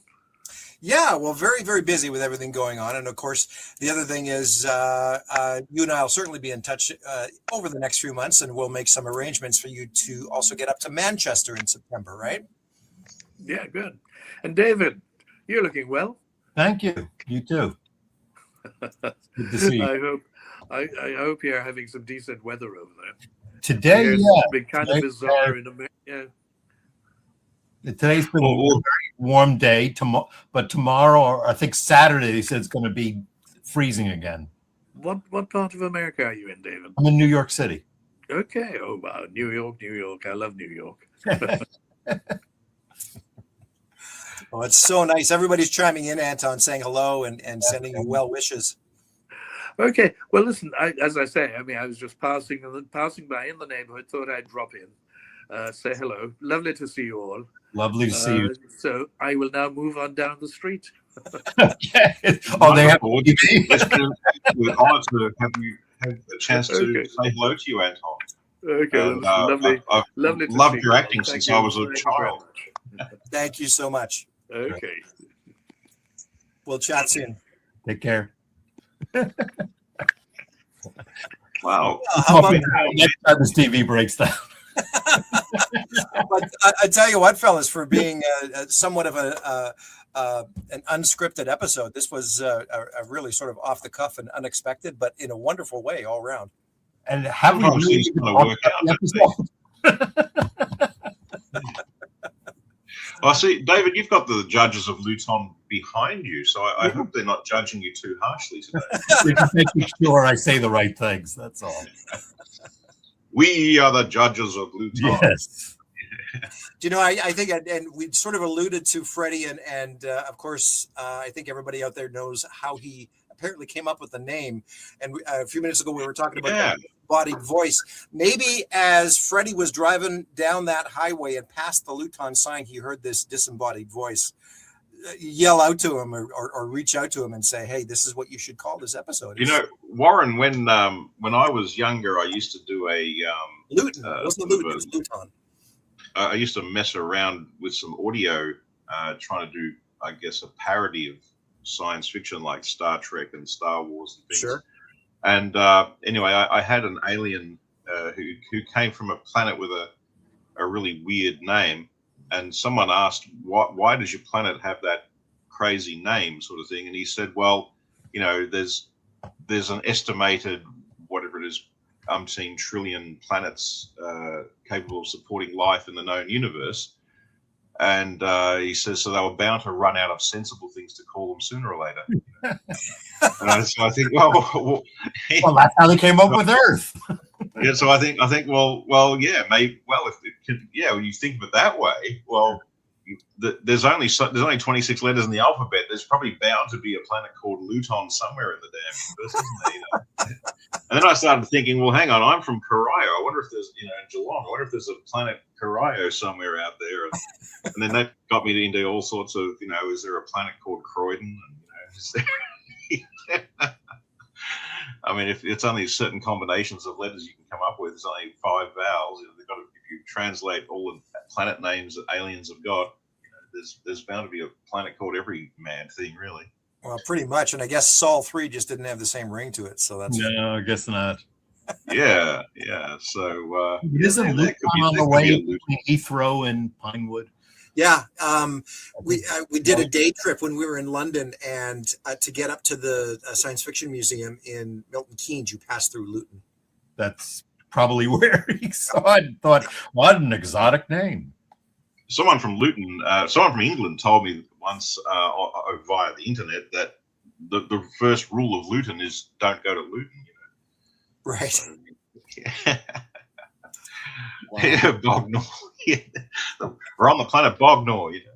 Yeah. So that could happen. I can imagine. Boy, I got to say something. There's a bunch of new names out there, guys, and Lauren Bacall. We have a Lauren Bacall out there. Oh, wow. So, well, if you're going to name yourself something, I mean, yeah. I'm chalking this up because I've actually, the last since about the first of the year, I've really been trying to expand these groups I moderate here online because I knew I was going to be leading up to this Kickstarter. So there's a lot of new folks that have joined just in the last few weeks. And for anybody out there, maybe even tuning in for the first time, thank you for joining the family. And we really appreciate all your support out there, including Lauren Bacall. Mm. Well, so I don't know. Did we kind of get to a final opinion about the rules of Luton? What's our overall feeling about it? Listen, the one thing that I didn't chime in on is, we were talking about, a lot of dynamics between year 1, year 2, and when we mentioned the trees, there's a callback, of course, to Troubled Spirit. The way there is. Mateo was communicating with plants experiments there as well, and so is maybe an extension of that or that idea, perhaps. Well, there was a lot of that in the 60s and 70s about ESP and trees. Yeah. And it made me think, just listening to you guys discuss this, that Dave, you brought up all the glisters as well. And one of my observations when we did all the glisters a few weeks back with Eston Dunn was that I didn't have a problem with, just as I don't have a problem with talking trees per se. In my mind, it's an interesting science fiction concept and the same with the Rock. Day of the Trippids. I mean, the idea of living or intelligent trees as aliens is well and truly part of science fiction, definitely. So it's well, far yeah. I mean, there was an Outer Limits episode which was based on a novel called Corpus Earthling about watched that again recently. These alien rocks talking. Yeah, I love that episode. That was a great episode. That had the actor who played the vampire in the Night Stalker movie. Kolchak, Night Stalker. Janos Skorzeny, the actor who played him. Yeah. It just the problem with All That Glisters, which was evident in the original script, because it was rewritten many times. It just, because there was no communication with the rocks per se, it kind of was an episode of people just walking back and forth from the Eagle. Right. Yeah. Still certainly not without its problems, but yeah. But there's always, I find there's always a plus side.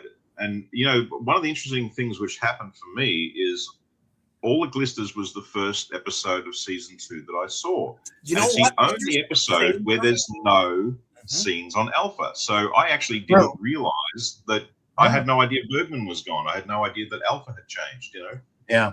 And that brings me to an interesting point about Rules of Luton. The Alpha scenes are so short that they're almost, you could have actually not had them. You could have set the whole thing entirely on Luton and maybe just have, Tony's in the Eagle doing some repairs, rather than flying back to Alpha and getting another Eagle. He could have landed and done some repairs. But it was a way to get him off the off the planet and out of the episode, because he was busy. But I did wonder if it might have been. I just sort of wondered if it might have been to the benefit of season 2 to have more episodes set entirely on a planet where you don't see Alpha at all. Oh, sure. Again, just so maybe the casual viewer might have imagined that Alpha was still season 1 Alpha when they choose it. I mean, a better episode where they spent most of the time on the planet, was Immunity Syndrome. Oh, yeah, well, that's probably one of the... Because that was also a horrific planet set. Devil's Planet. I wish they'd actually put Johnny Byrne's first 3 episodes all together. If they could have packaged it that way, start off the show with Metamorph, Immunity Syndrome, and Dorcons. Yeah. And the interesting thing about the Dorcons is that it brings up the idea that, hey, you've adopted this alien. Is she a liability rather than a help? That's someone true. comes hunting her, and almost devastates a base. And it was just a shame they had no money by that time they shot that episode. Yeah, it still has a lot of stuff that looks quite impressive. Though. Oh, It's the only time that underground command center takes a hammering in the whole of the second season. Yeah. So one of my favorites was Dorcons and Immunity Syndrome. One thing I thought of in relation to Rules of Luton, your comment, David, about it maybe playing better as a Tony Maya episode. You said earlier. I had a thought. I always thought that was the failing of the double up episodes, because I always wanted either Koenig and Helen to be together, or even if it was as in Space Warp, where you had Tony and Koenig together, right? And in Immunity Syndrome, there was a lot of scenes of just Helena and Maya together, and that worked pretty good. Yeah. They just kept wanting to split them up, with one of the Landows being a lead player. Yeah.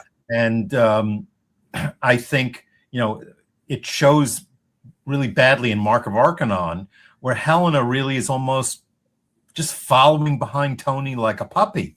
She's not really taking command, and she should. Mm-hmm. No, not Mark of Arcanon. Sorry, the one with the robots. Blank on the title. Oh, One Moment of Humanity. One Moment of Humanity.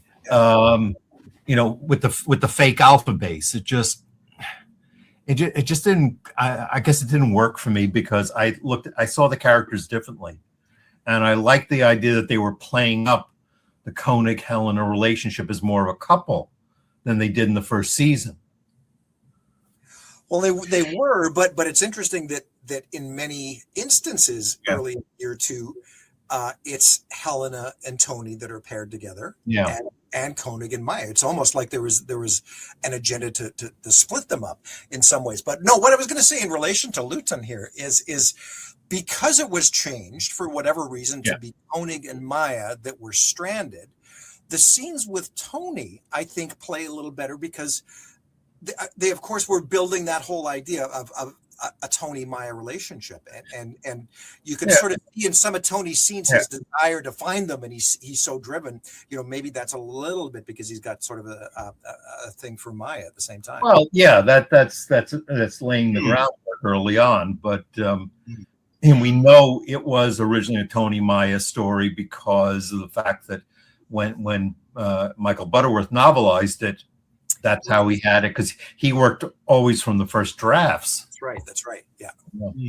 I always thought that they missed a trick in the second season. I suppose, again, it probably comes back to what you were saying, David, about the need to make things simple for syndication. Yeah. But I always thought they kind of missed a trick by not having an episode where Tony and Maya first meet. She's introduced in the Metamorph, but she doesn't actually meet him. Yeah, they do it. Yeah. First meeting episode would have been great, Right. Yeah. To have his first impression of, oh wow, who's that? Well, I think what was it? See, I hate when I blank on people's names. And he'll kill me because he knows me. Give me a hint. He also wrote a Space 1999 making of book. And he did a couple of the novels, and I did the intro for his book. That's where he's going to kill me. Was that through Powys, David? Yeah, through Powys. I'm trying to find the book on the bookshelf. So it wasn't. Wait. No, he was just on John Kenneth Muir. John Kenneth Muir. I'm sorry, John. I'm sorry. I said Kenneth Johnson. That's V. Yeah. John Kenneth Muir. The book I wrote the intro of picks up where Metamorph leaves off. Right. Yeah. So he fills in that gap between Metamorph and whatever episode you want to proceed. So he does a nice job there of, I think, introducing them. That would have been a nice touch, is to have that introductory episode, because that's, I think, a lot of people's critique is just episode 2. It's just like she's a part of the crew. There's no transition. There's no learning. Alpha's ways or systems or protocols. It's just like, boom, she's there. Yeah. And she's there, and she's suddenly the science officer and blah, blah, blah. Yeah. But that's the reality of syndicated television. There's no continuity, no building up over a long period. I mean, they certainly tried to do that with UFO. And unfortunately, when you watch it out of sequence, as most people did, it didn't work. But then when you watch them as they were produced, suddenly the continuity shows up. Yeah. There's an interesting thing came up the last time I was rewatching season 2. When I watched All That Glisters again, it suddenly occurred to me that Dave Riley is the only other guy who ever thinks, hang on, I like Maya too. Why is Tony the only guy on Alpha who's allowed to like her? He actually, takes a shine to her himself. Yeah. And then they played into that with the part where he looks at her sideways and sort of says, "You too, huh? You also think the only thing I care about is that damn rock." He kind of has that feeling of, oh, everyone despises me, and I'm going to try and make up for it by doing something, brave and heroic. Exactly. At the end. Yeah. And this was an actor who was well known in Britain for playing a lot of dodgy or dark characters or villains. So it was quite interesting seeing him playing a humorous and sort of sympathetic character for a change. So even though it was kind of a wacky idea that I wondered whether the fact that he was meant to be like a Texan, but he ended up being Irish. Maybe he couldn't do the accent. Yeah. did they kind of split the difference and end up with a strange amalgam character, an Irish cowboy? It made no sense. But then they play up on that, and it works. They kind of played up on it and made him a quirky character. And the funny thing is that at the time, as I was kind of a kid at the time, it didn't really bother me. I kind of chuckled at Nick Tate saying, fastest gun on Alpha, pushing his hat over his head and giving him a bit of grief. It kind of felt like it kind of fitted. And I mean, it's got the whole cast of, it's got everyone. It's got John, Helena, Alan, Tony Meyer, and it's funny. Space 1999 is a funny thing. It's a funny phenomenon. It's one of those shows where even when it kind of sucks, it's kind of like, this is definitely one of the weaker episodes, and there's a lot wrong with it. You can still kind of find some good points to it, which Roy and I've talked about that going into year 2, guys. You got to focus on the golden nuggets. You'll find them. Yeah, they're there for every week. And, we were used to that with shows like that, where you would have, out of 24 episodes, if you had 5 really good episodes, it was a good series. Yeah. It was always that ball. And I mean, you could compare Martin Landau to Guy Williams on Lost in Space, where if you look at Lost in Space, even if the entire episode was completely surreal and ridiculous and outlandish and played absolutely for laughs, Guy Williams somehow kept John Robinson a very credible leader, a very believable father figure, a caring, level-headed man who wouldn't brook any nonsense from anybody, and always came across as kind of brave and devoted to his family, protective, thoughtful, and even with a little wry sort of sense of humor, like he's about to clobber Dr. Smith, and Dr. Smith turns around with a black eye, and Guy Williams cracks up laughing and says, "Come on, Tiger, we'll come back to the Jupiter 2. I'll see if Maureen can find a beefsteak for that eye." And it's like, hey, he's even got a sense of humor, In real life, he would have killed him by the second episode. He would have thrown him out a damn airlock, for endangering his family. That's true. Yeah, but Maureen wouldn't have had that, which was clever. No. That was quite interesting. She wouldn't have her husband doing anything kind of ruthless. So, and somehow they kind of crazily got away with it, because you had this wonderful moment where someone says, why would you want a character like Dr. Smith around? Isn't he a absolute liability to your expedition? And Maureen Robinson just says, that would be our problem, wouldn't it? I thought, so wow, it's kind of interesting.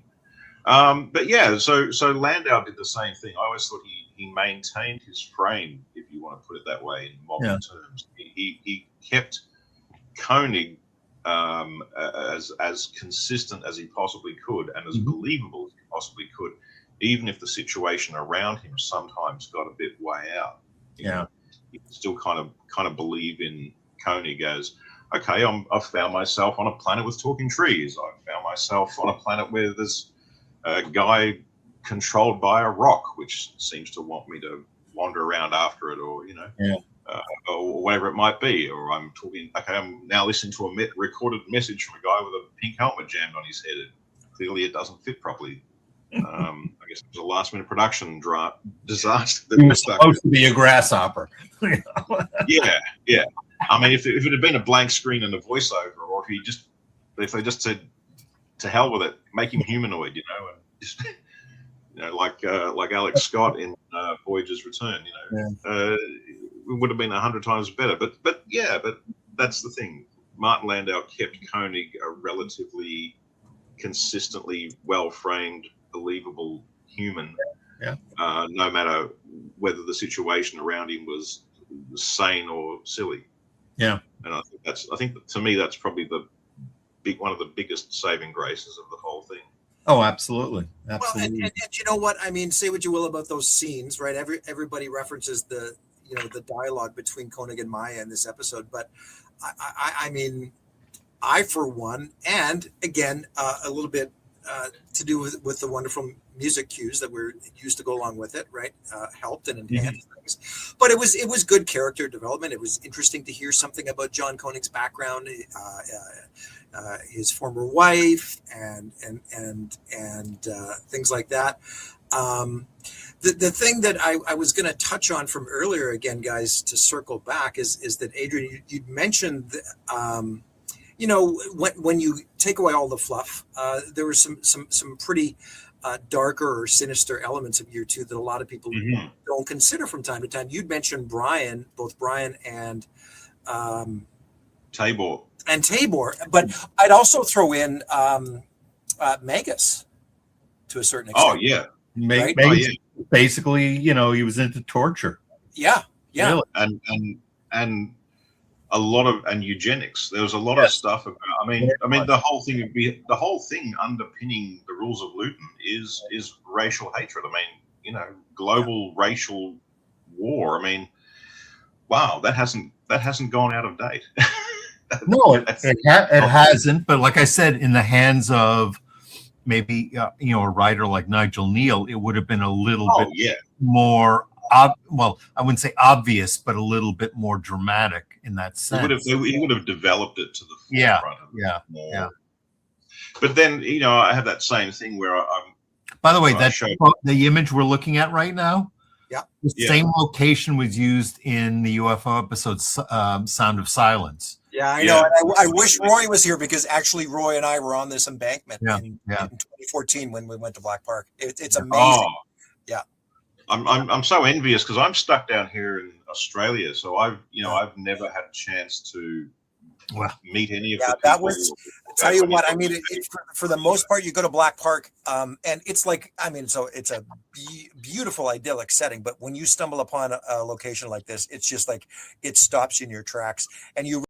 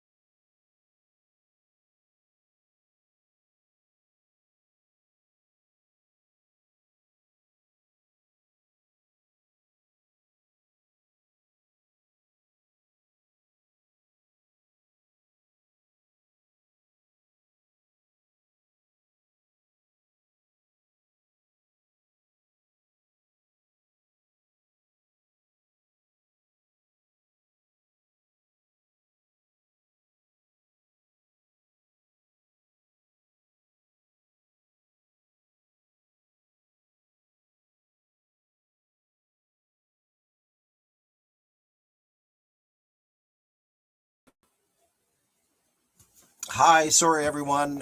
For some reason the stream got interrupted there, so I will try and load it again and try and cue it up to where we last left off with David and Adrian. Okay, thanks for tuning in, everybody. Yeah, and we are rocking the followers, 408 followers on the Kickstarter pre-launch page. That is just unbelievable. So thank you very much again. Let's see if we can get to 410 by the time the stream is over. Okay, thanks.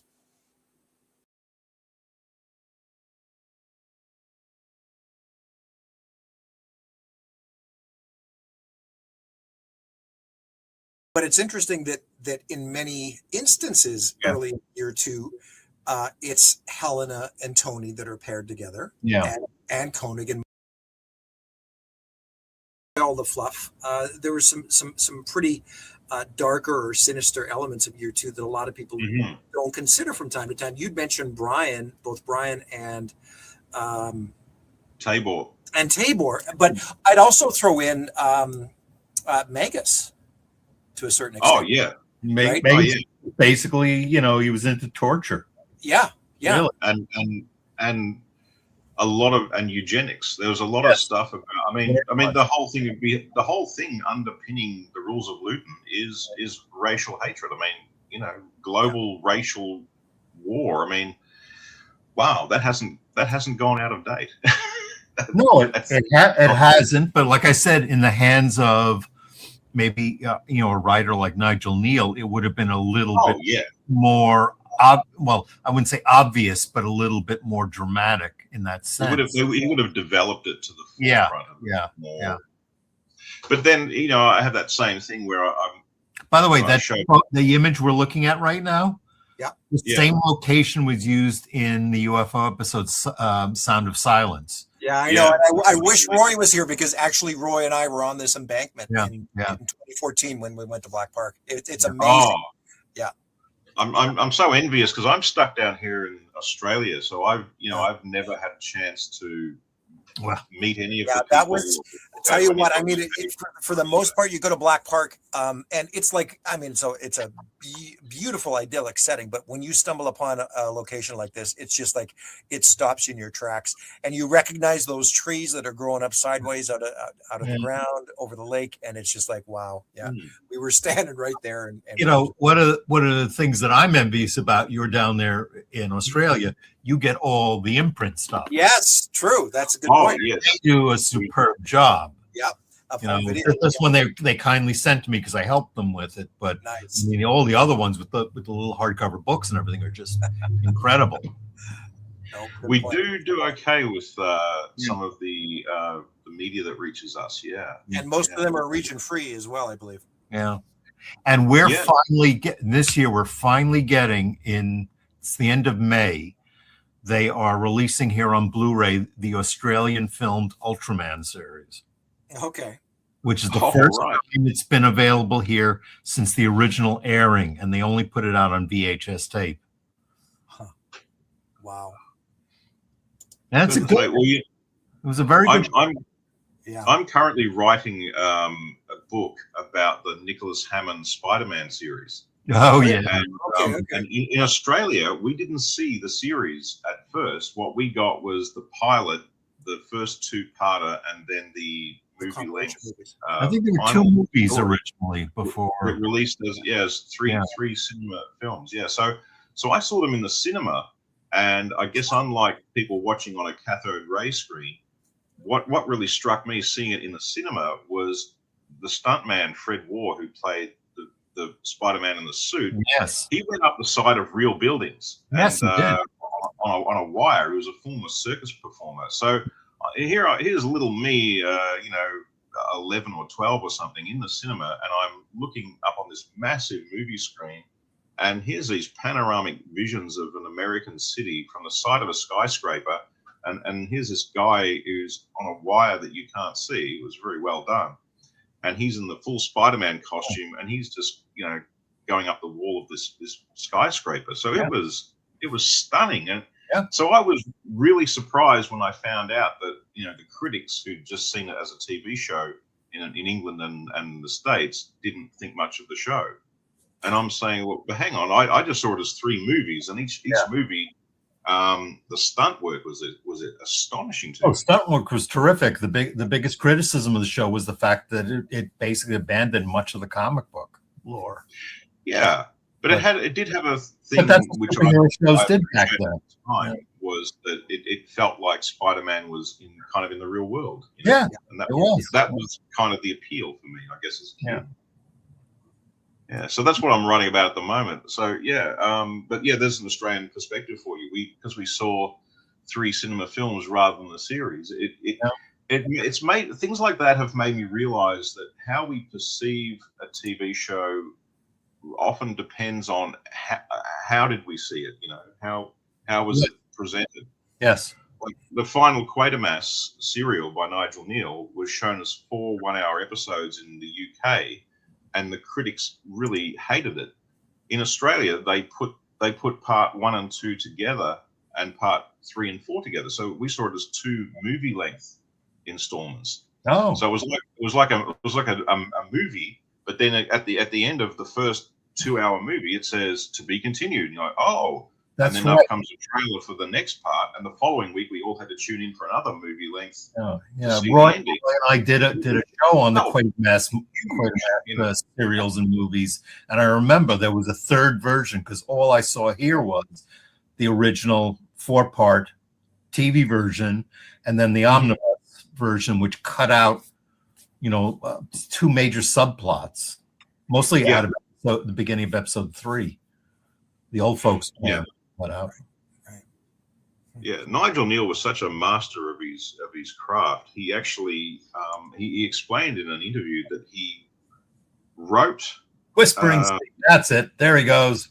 There he goes. This huge set of subplots, knowing that they were going to be removed for the movie version. Yeah.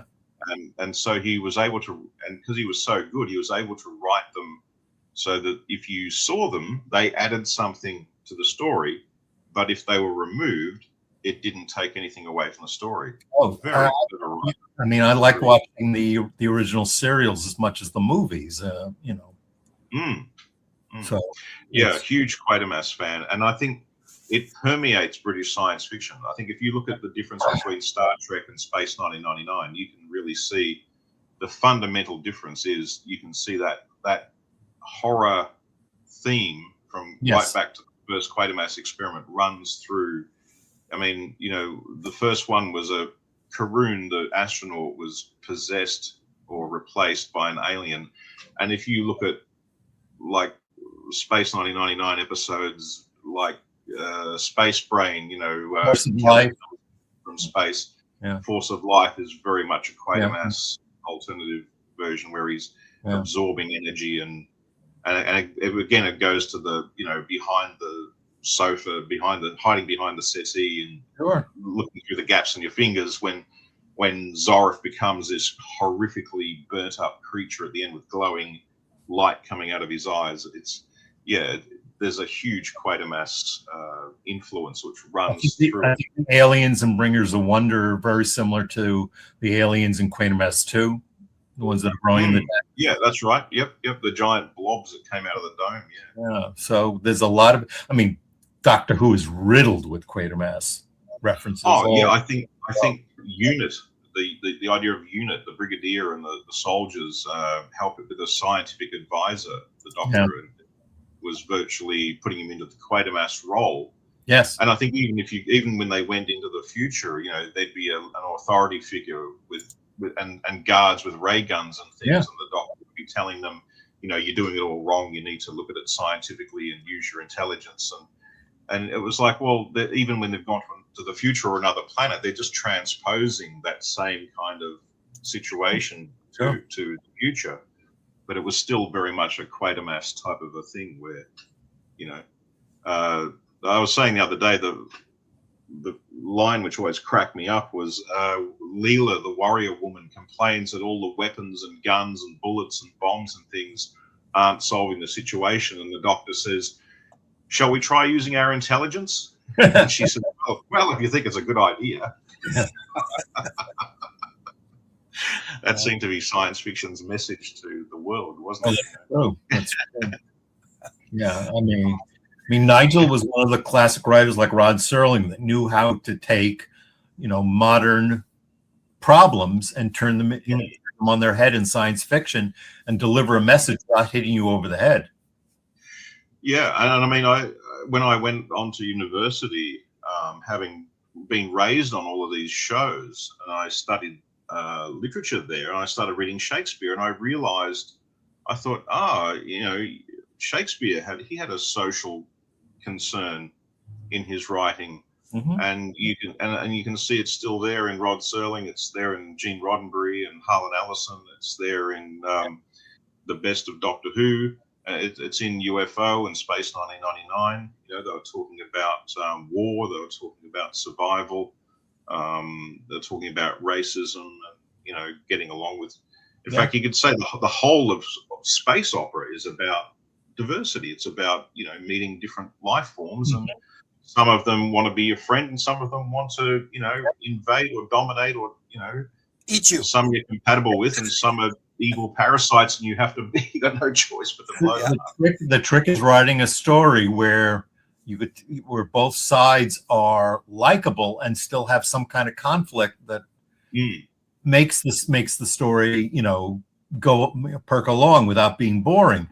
And unfortunately, TV back then was black and white. It was good guys, bad guys.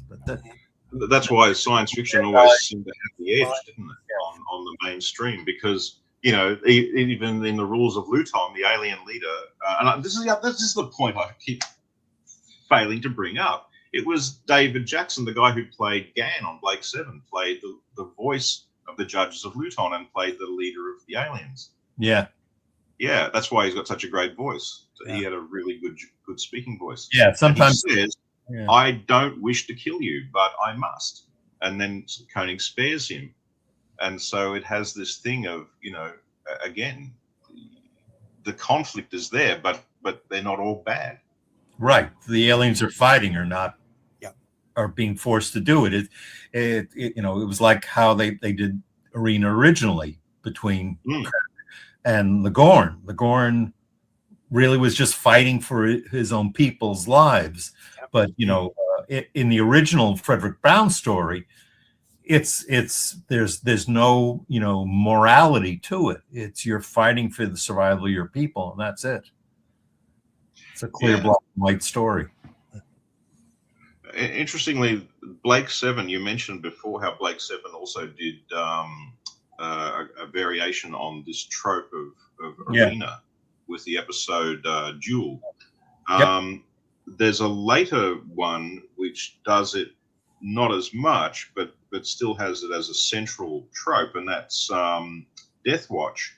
And the interesting thing in that one is not only is the two representatives having a fight, but the audience wear psychic links on their foreheads so they can experience what the two combatants are going through. Oh, yeah. And I thought, this is really predicting, reality TV, like, Survivor and SAS and all these sort of shows where you're living vicariously through the people you're watching. Well, then again, we go back to Nigel Neal with Year of the Sex Olympics, which was exactly that was predicting, reality TV and people voting for who's going to win or lose.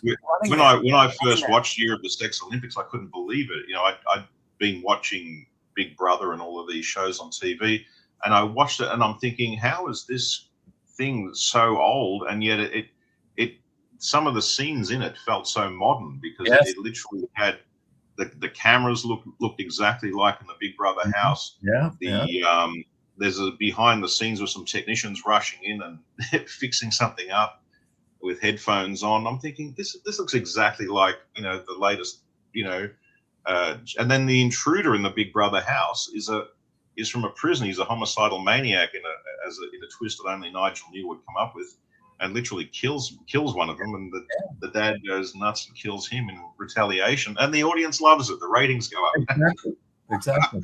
That's so wonderfully Nigel Neal. Yeah.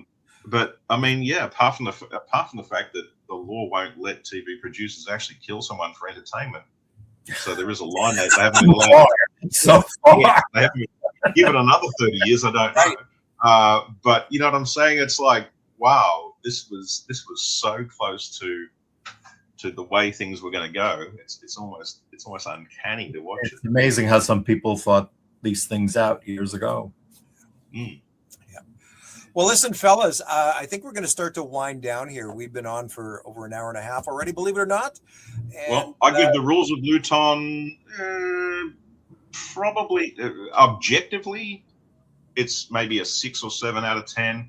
But going by what's in my heart, I'll give it an 8 out of 10 because I kind of love it. It's it definitely could have been a lot better in some ways. It's definitely got the cornball element, which sticks to Fred Freiberger's reputation. But directed by Val Guest, filmed on a beautiful location, and Martin Landau, what an actor at a time when most men on TV were kind of stoic. Here's this guy, he breaks down into tears at one point. He loses his temper. He really gave Koenig an emotional life that was bigger than what was on the page. And we learned more about the character than we had in most episodes. So Yeah. Character. We learn character, and there's a thing against back thing about a global racial hatred driven war and an anti-prejudice theme. Mm-hmm.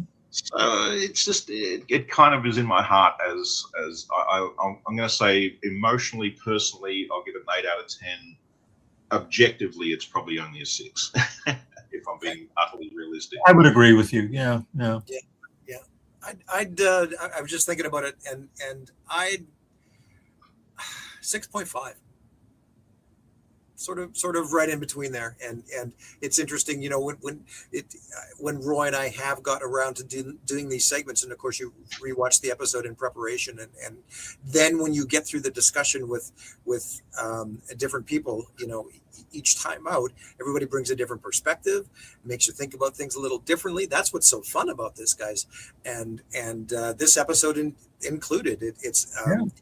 You've both given me sort of pause to reconsider this episode. It's not that I ever hated it, but it's just I have a better appreciation for it. It's like, when first time I read Robert's book Destination Moonbase Alpha, and he like slaughtered episodes that I thought were great, and I'm like going, well, maybe he's right about that. The way he's looking at it, there's things that I didn't see, but then other episodes he thought were terrific. I'm like going, nah.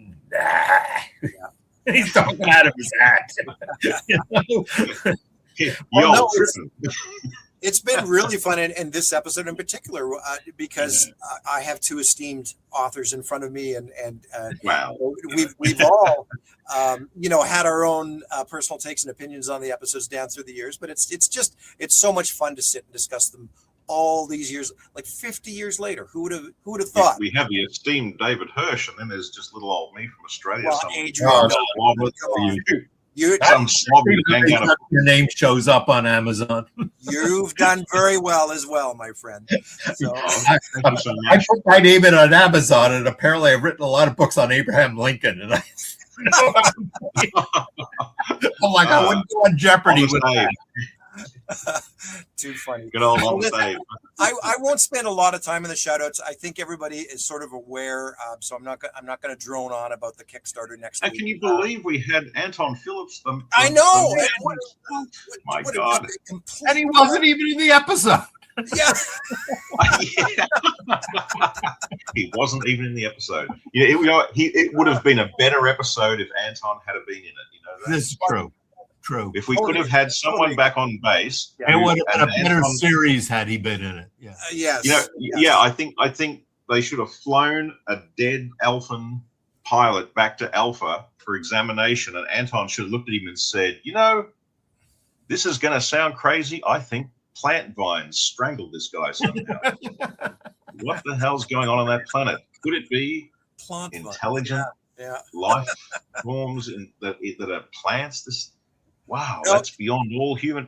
Nigel Neal would have written that scene in a heartbeat. That would have been, that would have elevated the whole episode. I would have gone up another point for that. Yeah. It is. That would have made it a 9 out of 10. Because, you know what, seeing, I mentioned this recently. I mean, for me, watching year 2, it was always nice to see Nick and Xenia and it would have been nice to see Anton a little more consistently as well, because it in my mind, it just provided that little bit of continuity that was, I think, missing overall for most people. So yeah, I think they forgot how much medical centers and hospitals do play a very big part in British science fiction. If you go back to Victor Caroon in the hospital in the Quatermass experiment, it's a big part of British science fiction to have someone being examined by a doctor going, I think he's undergoing a weird change since his trip to Alpha Centauri, He's got strange purple corpuscles. Yeah, they should have put Anton on a really good contract for year 2 and paid him his due, because they should have. He would have definitely added something. Them all. It just was. And did they really fail completely to understand how popular Victor Bergman was? Good point. I think they did, and I think it was a question of, it was a question of money, and that fact that Jerry Anderson and Barry Morse just were like talking at cross purposes. And by the time Barry Morse was willing to accept their offer, they had already decided not to bring him on. Yeah, I think that was a big mistake. It was just, I think it just came down to the fact that Jerry Anderson was just grateful that he got the second series, and whatever New York told him to do, he was going to do it just to stay employed.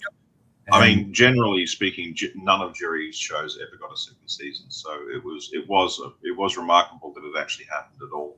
No, he did actually get second seasons on a couple of shows, like Supercar and Stingray technically had second seasons, and Thunderbirds had a second season, but it was abbreviated because they just decided they couldn't sell second seasons anymore, so they just ordered full seasons. I mean, UFO was supposed to have a second season, but I spent a lot of years bitter about the fact that a second season of UFO never happened. Because boy, did I love that show! I was nuts about that show. Yeah, it was a great show, and it was very adult for its time. I mean, it broke a lot of rules with its format. Some very adult storytelling, and it almost did happen, guys. Let's be realistic. Well, right? and that's what space. Why we're all here. Yeah. Technically, UFO had 3 seasons, but they just changed the titles. You could argue that Space 1999 season 1 is technically the compromised second season of UFO. And the second season of Space 1999 is the extremely compromised third season. Yeah. Because originally the Moonbase was, a tremendous Moonbase, and it had the section where the action was going to take place which like Shadow. It was a secure section that the average person would go to. It was a city. Yeah. He virtually moved Straker's office and the medical center and the control center of Shadow to one location, which was on the moon. That's what it was supposed to be. They were supposed to take all the action of UFO off Earth because Abe Mandel hated all the Earthbound episodes. I think that's what science fiction was. I mean, Jerry walked into his office. They said, "What are your favorite episodes of UFO?" And Jerry rattled off like question of priorities. And Abe Mandel said, "No, those were the worst ones." Yeah, that's it's perspective. Hey, it's I've said to Roy before that when I was a kid, I hated question of priorities, but as an adult, it's definitely hands down. It's like in my top 3. Yeah, when you look at like Identified, and then you look at the Dorcons, you can see over a 3 seasons. It took more than 3 years to make, obviously. But you can see over whatever it is, it adds up to 7, like Star Trek. 7 years. Yeah. It's a remarkable achievement in television production, and so many highlights in there, and good things to appreciate. But also, what really sticks out to me is how it started off very, very kind of cult TV, kind of like The Prisoner, and ended up very, very mainstream, like a wannabe Star Trek. So it's interesting how it evolved, the evolution. They start off. You've got an actor in a very skin tight Sylvia Anderson designed outfit with a blonde wig, and by the end, you've got people with their hair grown out, wearing very relaxed jackets and flares sitting around. It's like the costumes, the hairstyles, the attitudes of the characters, from very, very tense and serious to joking and laughing and doing banter. The whole evolution was to become much more commercial as they went along. Well, I think it was also fashion at the time, because UFO is very 60s and Space Science 70s. Yeah, and you go from fearing the aliens in UFO to loving the alien with Maya.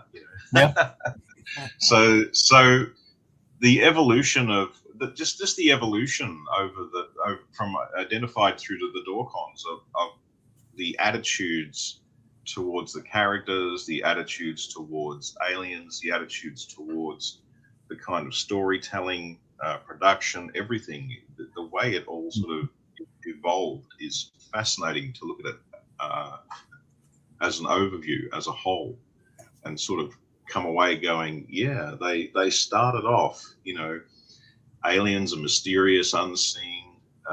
The humans are desperate, tense, wound up, and scared to death. To, you know, in the end, that there's an alien woman sitting next to them, and the guy's kind of flirting with her. Is there anything else from your past you haven't told us, Maya? You know, well, that's an inappropriate question to ask a lady, Tony. You know, it's like, this is an alien from outer space. Straker would have been, you know, scared she was going to come and harvest his organs 3 seasons ago. Yeah. See how the evolution. UFO, the only good alien's a dead alien. Yeah, now it's the only good alien. Right over the skirt, you know? Yeah. Wow. Now, if an alien looks good in a skirt, she's a good alien. You know, it's true. But 7 of 9. Yeah. David Bowie's song "Loving the Alien." So yeah. True. Well, listen, guys. Listen, thanks very much again. I'm actually going to have to wrap up myself due to a work commitment here in about 30 minutes. But listen, Adrian, I'm just thrilled that you jumped on at the last minute there and were able to. My wife's never going to believe this happened. She thinks I went home, went to bed, had a nap, did nothing, and then picked her up from work. Warren could tell you what it was like when he first met my wife in 2017. She had never been to a convention in her life. She had never seen me at a convention. And she was like, who is this person I met? But I'll tell you a story. Warren knows this, but you'll get a kick out of this. We're at the first day of the convention. We've been there since the night before. And finally she comes down and I'm helping everyone set things up. And I'm talking to Nick Tate, and my wife walks up and I said, Renee, I'd like to introduce you to We've Met. Huh? We've met this morning. What do you mean you met? He says, yeah, I've already met her. They were out at the pool before breakfast together. And I'm like, huh? What? Nick Tate already knows my wife? What? Well, he is Nick Tate. I mean, you know. He is. There's only one Nick Tate. He was just doing his Nick Tate thing. Come on. He was just doing the Nick Tate thing. He's just a charming larrikin from Australia. Yeah. Oh, yes. Boy. And I tell you what, that's a good segue, guys. Rather than a bunch of slides and pictures, we've all seen them. We all know what's going on. Actually, really quickly, Sunday, we're going to have a Kickstarter update. This is Return to Moonbase Alpha. Yep. Next Tuesday evening, we're going to have another show the night before the Kickstarter launch on April 1st. So there's going to be lots going on in the next week. We've all seen this. I still can't believe it, guys. And that's no April Fool's joke. Just unbelievable. So we're all hoping and praying, of course, that everything goes off without a hitch on both fronts. And I've got a couple of quick little videos here to run if you guys want to stick around. And let me just ask you this before I get into the first one. Would you guys be interested in seeing the new trailer we put together for Return to Moonbase Alpha? If that's what's going to run right now. Yeah. So first though, here's the next segue. You'll get it as soon as you see it.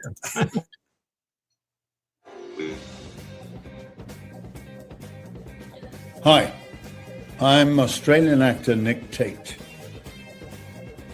You know, 50 years ago, I played in a television series, sci-fi series, called Space 1999. I played the chief astronaut, Captain Alan Carter.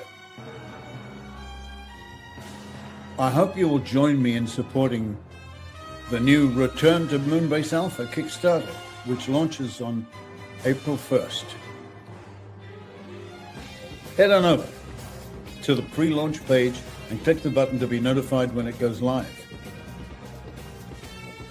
And you can return with me to Moonbase Alpha in 2026.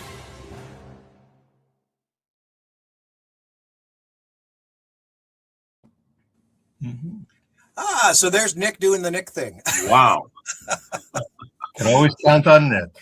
Yeah. As an Australian, having an Australian astronaut be the sort of the hero flying around in the Eagles, you know, in space dogfights on the show was a big thrill, I have to say, as a kid, you know, because I was one of those kids whose dream at 5 years old was to grow up and go to NASA and become an astronaut. Yeah.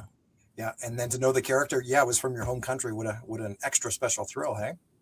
Oh yeah, it was exciting, yeah. And the fact that he was just terrific as well was made it so good, because everybody in Australia, of course, you know, no matter what you were like, you convinced yourself, oh yeah, we're all like him, you know, he's just like us.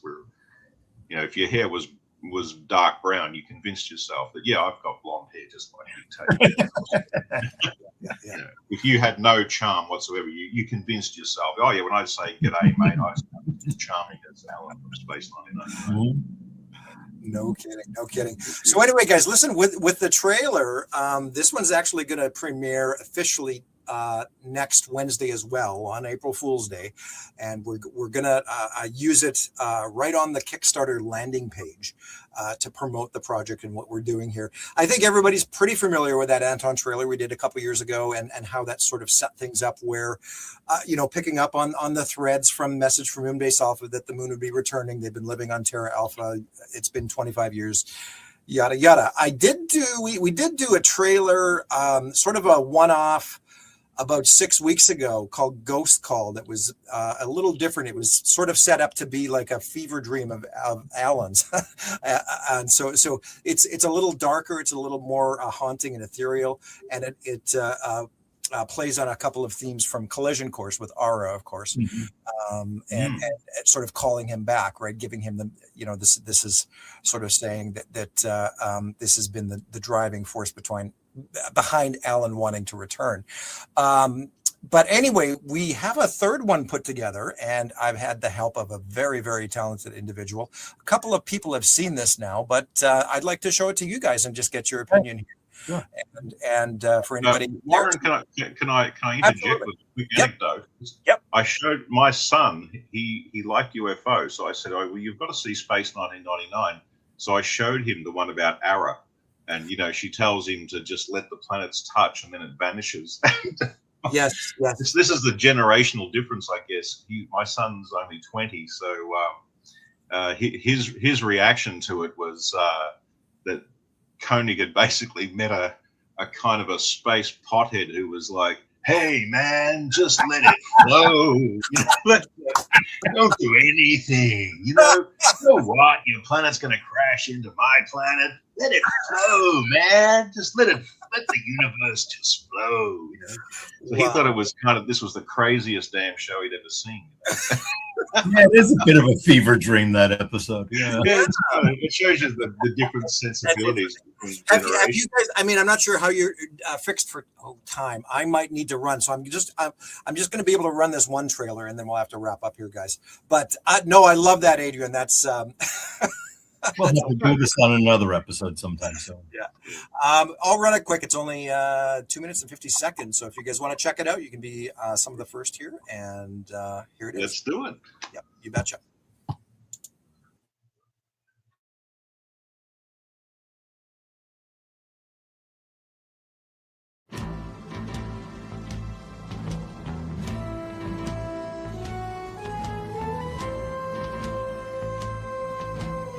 Terra Alpha status report. Operation Genesis update. Dr. Dino Vedesci recording. Many years ago, when I was just a boy, my father and I took a trip to New Elna, our primary capital.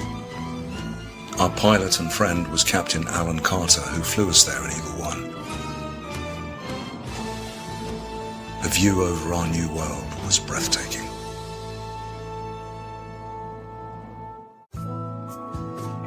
Ever since that time, I have longed to get back into that pilot seat. And now it appears that I'll actually have that chance very soon.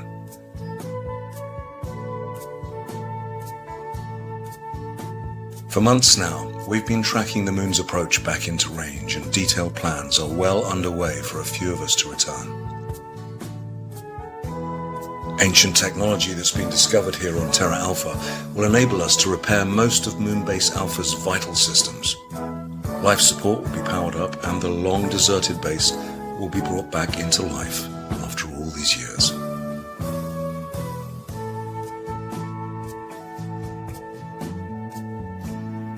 The decision to leave our home, our families, was not an easy one. As I prepared to embark with my own family, I'll never forget my mother Maya, or my father, Anthony Dean Vedeschi, whom sadly we lost several years ago. We return to the cosmos to honor the memories of everyone we've lost, and to continue the journey the people of Earth started way back on September the 13th, 1999. Operation Genesis will allow us to re-establish a living, breathing presence in outer space and fulfill the destiny of Moonbase Alpha.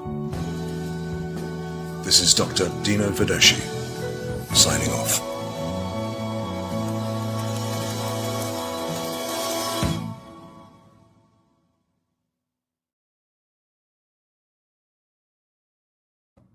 That's very nice. Wow. Yeah. Gosh. Yeah. Very interesting. So that was actually Tony Anholt's son. It was Christian Anholt. Christian Anholt. Yeah. Yeah. I saw an interview with him recently on YouTube where he was on Jamie Anderson's podcast. So yeah. Yeah, he was in London, of course, and I'm just trying to find a picture here, of course, in a hurry. And we got talking about doing something like this way back then, right? And he was just so thrilled to be there, and even this famous shot where he's recreating that moment, right? And then, of course, we were able to take that and sort of make it a meta moment within this trailer. For eagle-eyed viewers out there, we used that picture and we put Christian in a little command outfit and colored, and yeah. So it was a lot of fun. Yeah, nice. Well, this is all very exciting, and it really brings to mind the fact that I feel we've kind of lost something by not having shows like Space 1999 anymore. I would love to see them get back to making weekly episodic sort of TV like that again. Yeah, I mean, I loved Breaking Bad. But I've seen a lot of shows on Netflix and things like that since, which have kind of made me realize not every story is as good as Breaking Bad. Not every story really deserves to be arced out to, an 8 or 10 episode season. Some stories really would be a lot better off just being a self-contained episode or a 2-part story and not dragged out for weeks and weeks and weeks, Unless you've got a really special story to tell, sometimes arcing it over an entire season isn't worth it. Right, especially when they dribble just little bits along Yeah. the way, and you're like, well, that wasn't a great episode, but they did tell me something. Yeah. You feel like you have to invest, 10 hours now into something to get a storyline that really, you get to the end and you think, was that really worth it?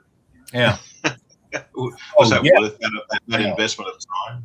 The big finale, Yeah. And the season finales are often a disappointment anyway.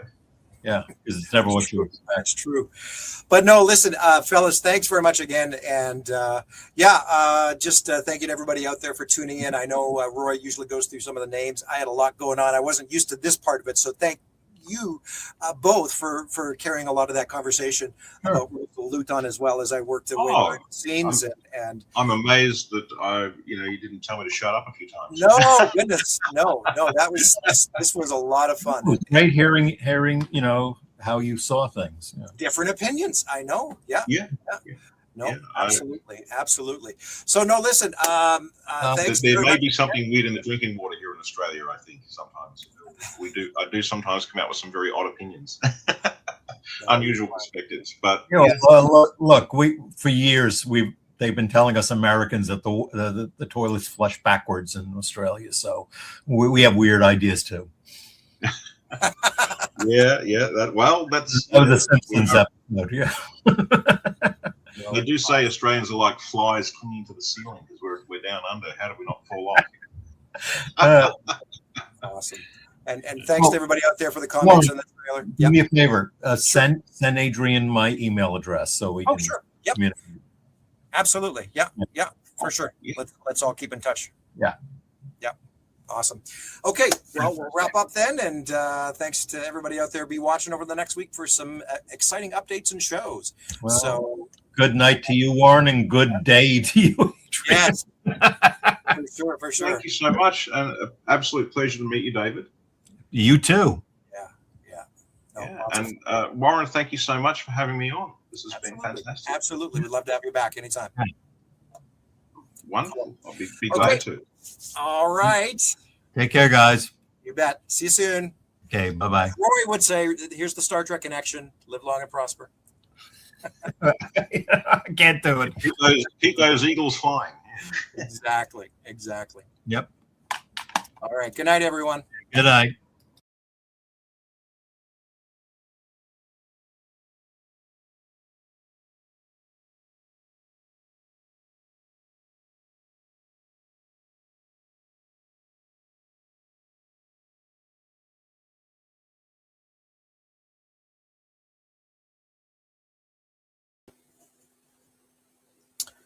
Well, and there we have it. That was Thursday's show. Thank you to everybody for tuning in for that rewatch. And of course, very happy to present that latest trailer called Moonrise to everybody. Christian was really, really taken by the final result. I have to say again, he just, back, we've been talking about it for a couple of years now, I think, like I indicated, and he was just so taken at the idea of honoring his dad with a project like this. And he was really excited to take part. And,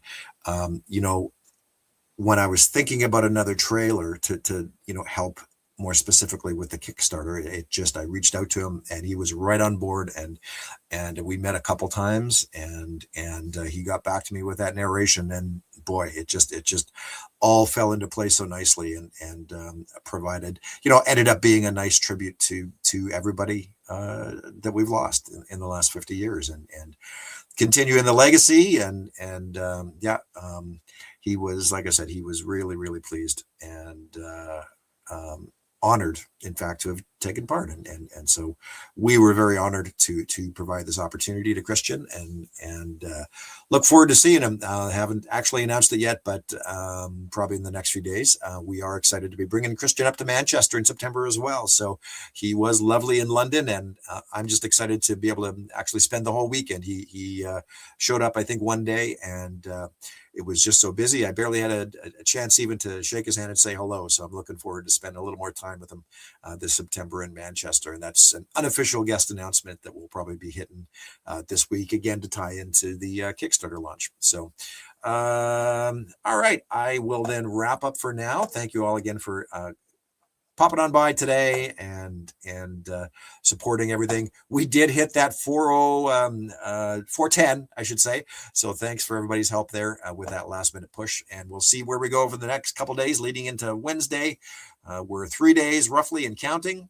And we will see everybody Tuesday evening. Keep in mind, we're probably going to have a double stream on Tuesday night to really kick off this campaign. So be watching for potentially a couple of separate segments and streams on Tuesday evening. And of course, into Wednesday itself, I might try and go live myself and cover that exciting Artemis 2 launch as well. And I'll be hoping and praying that everything goes well there.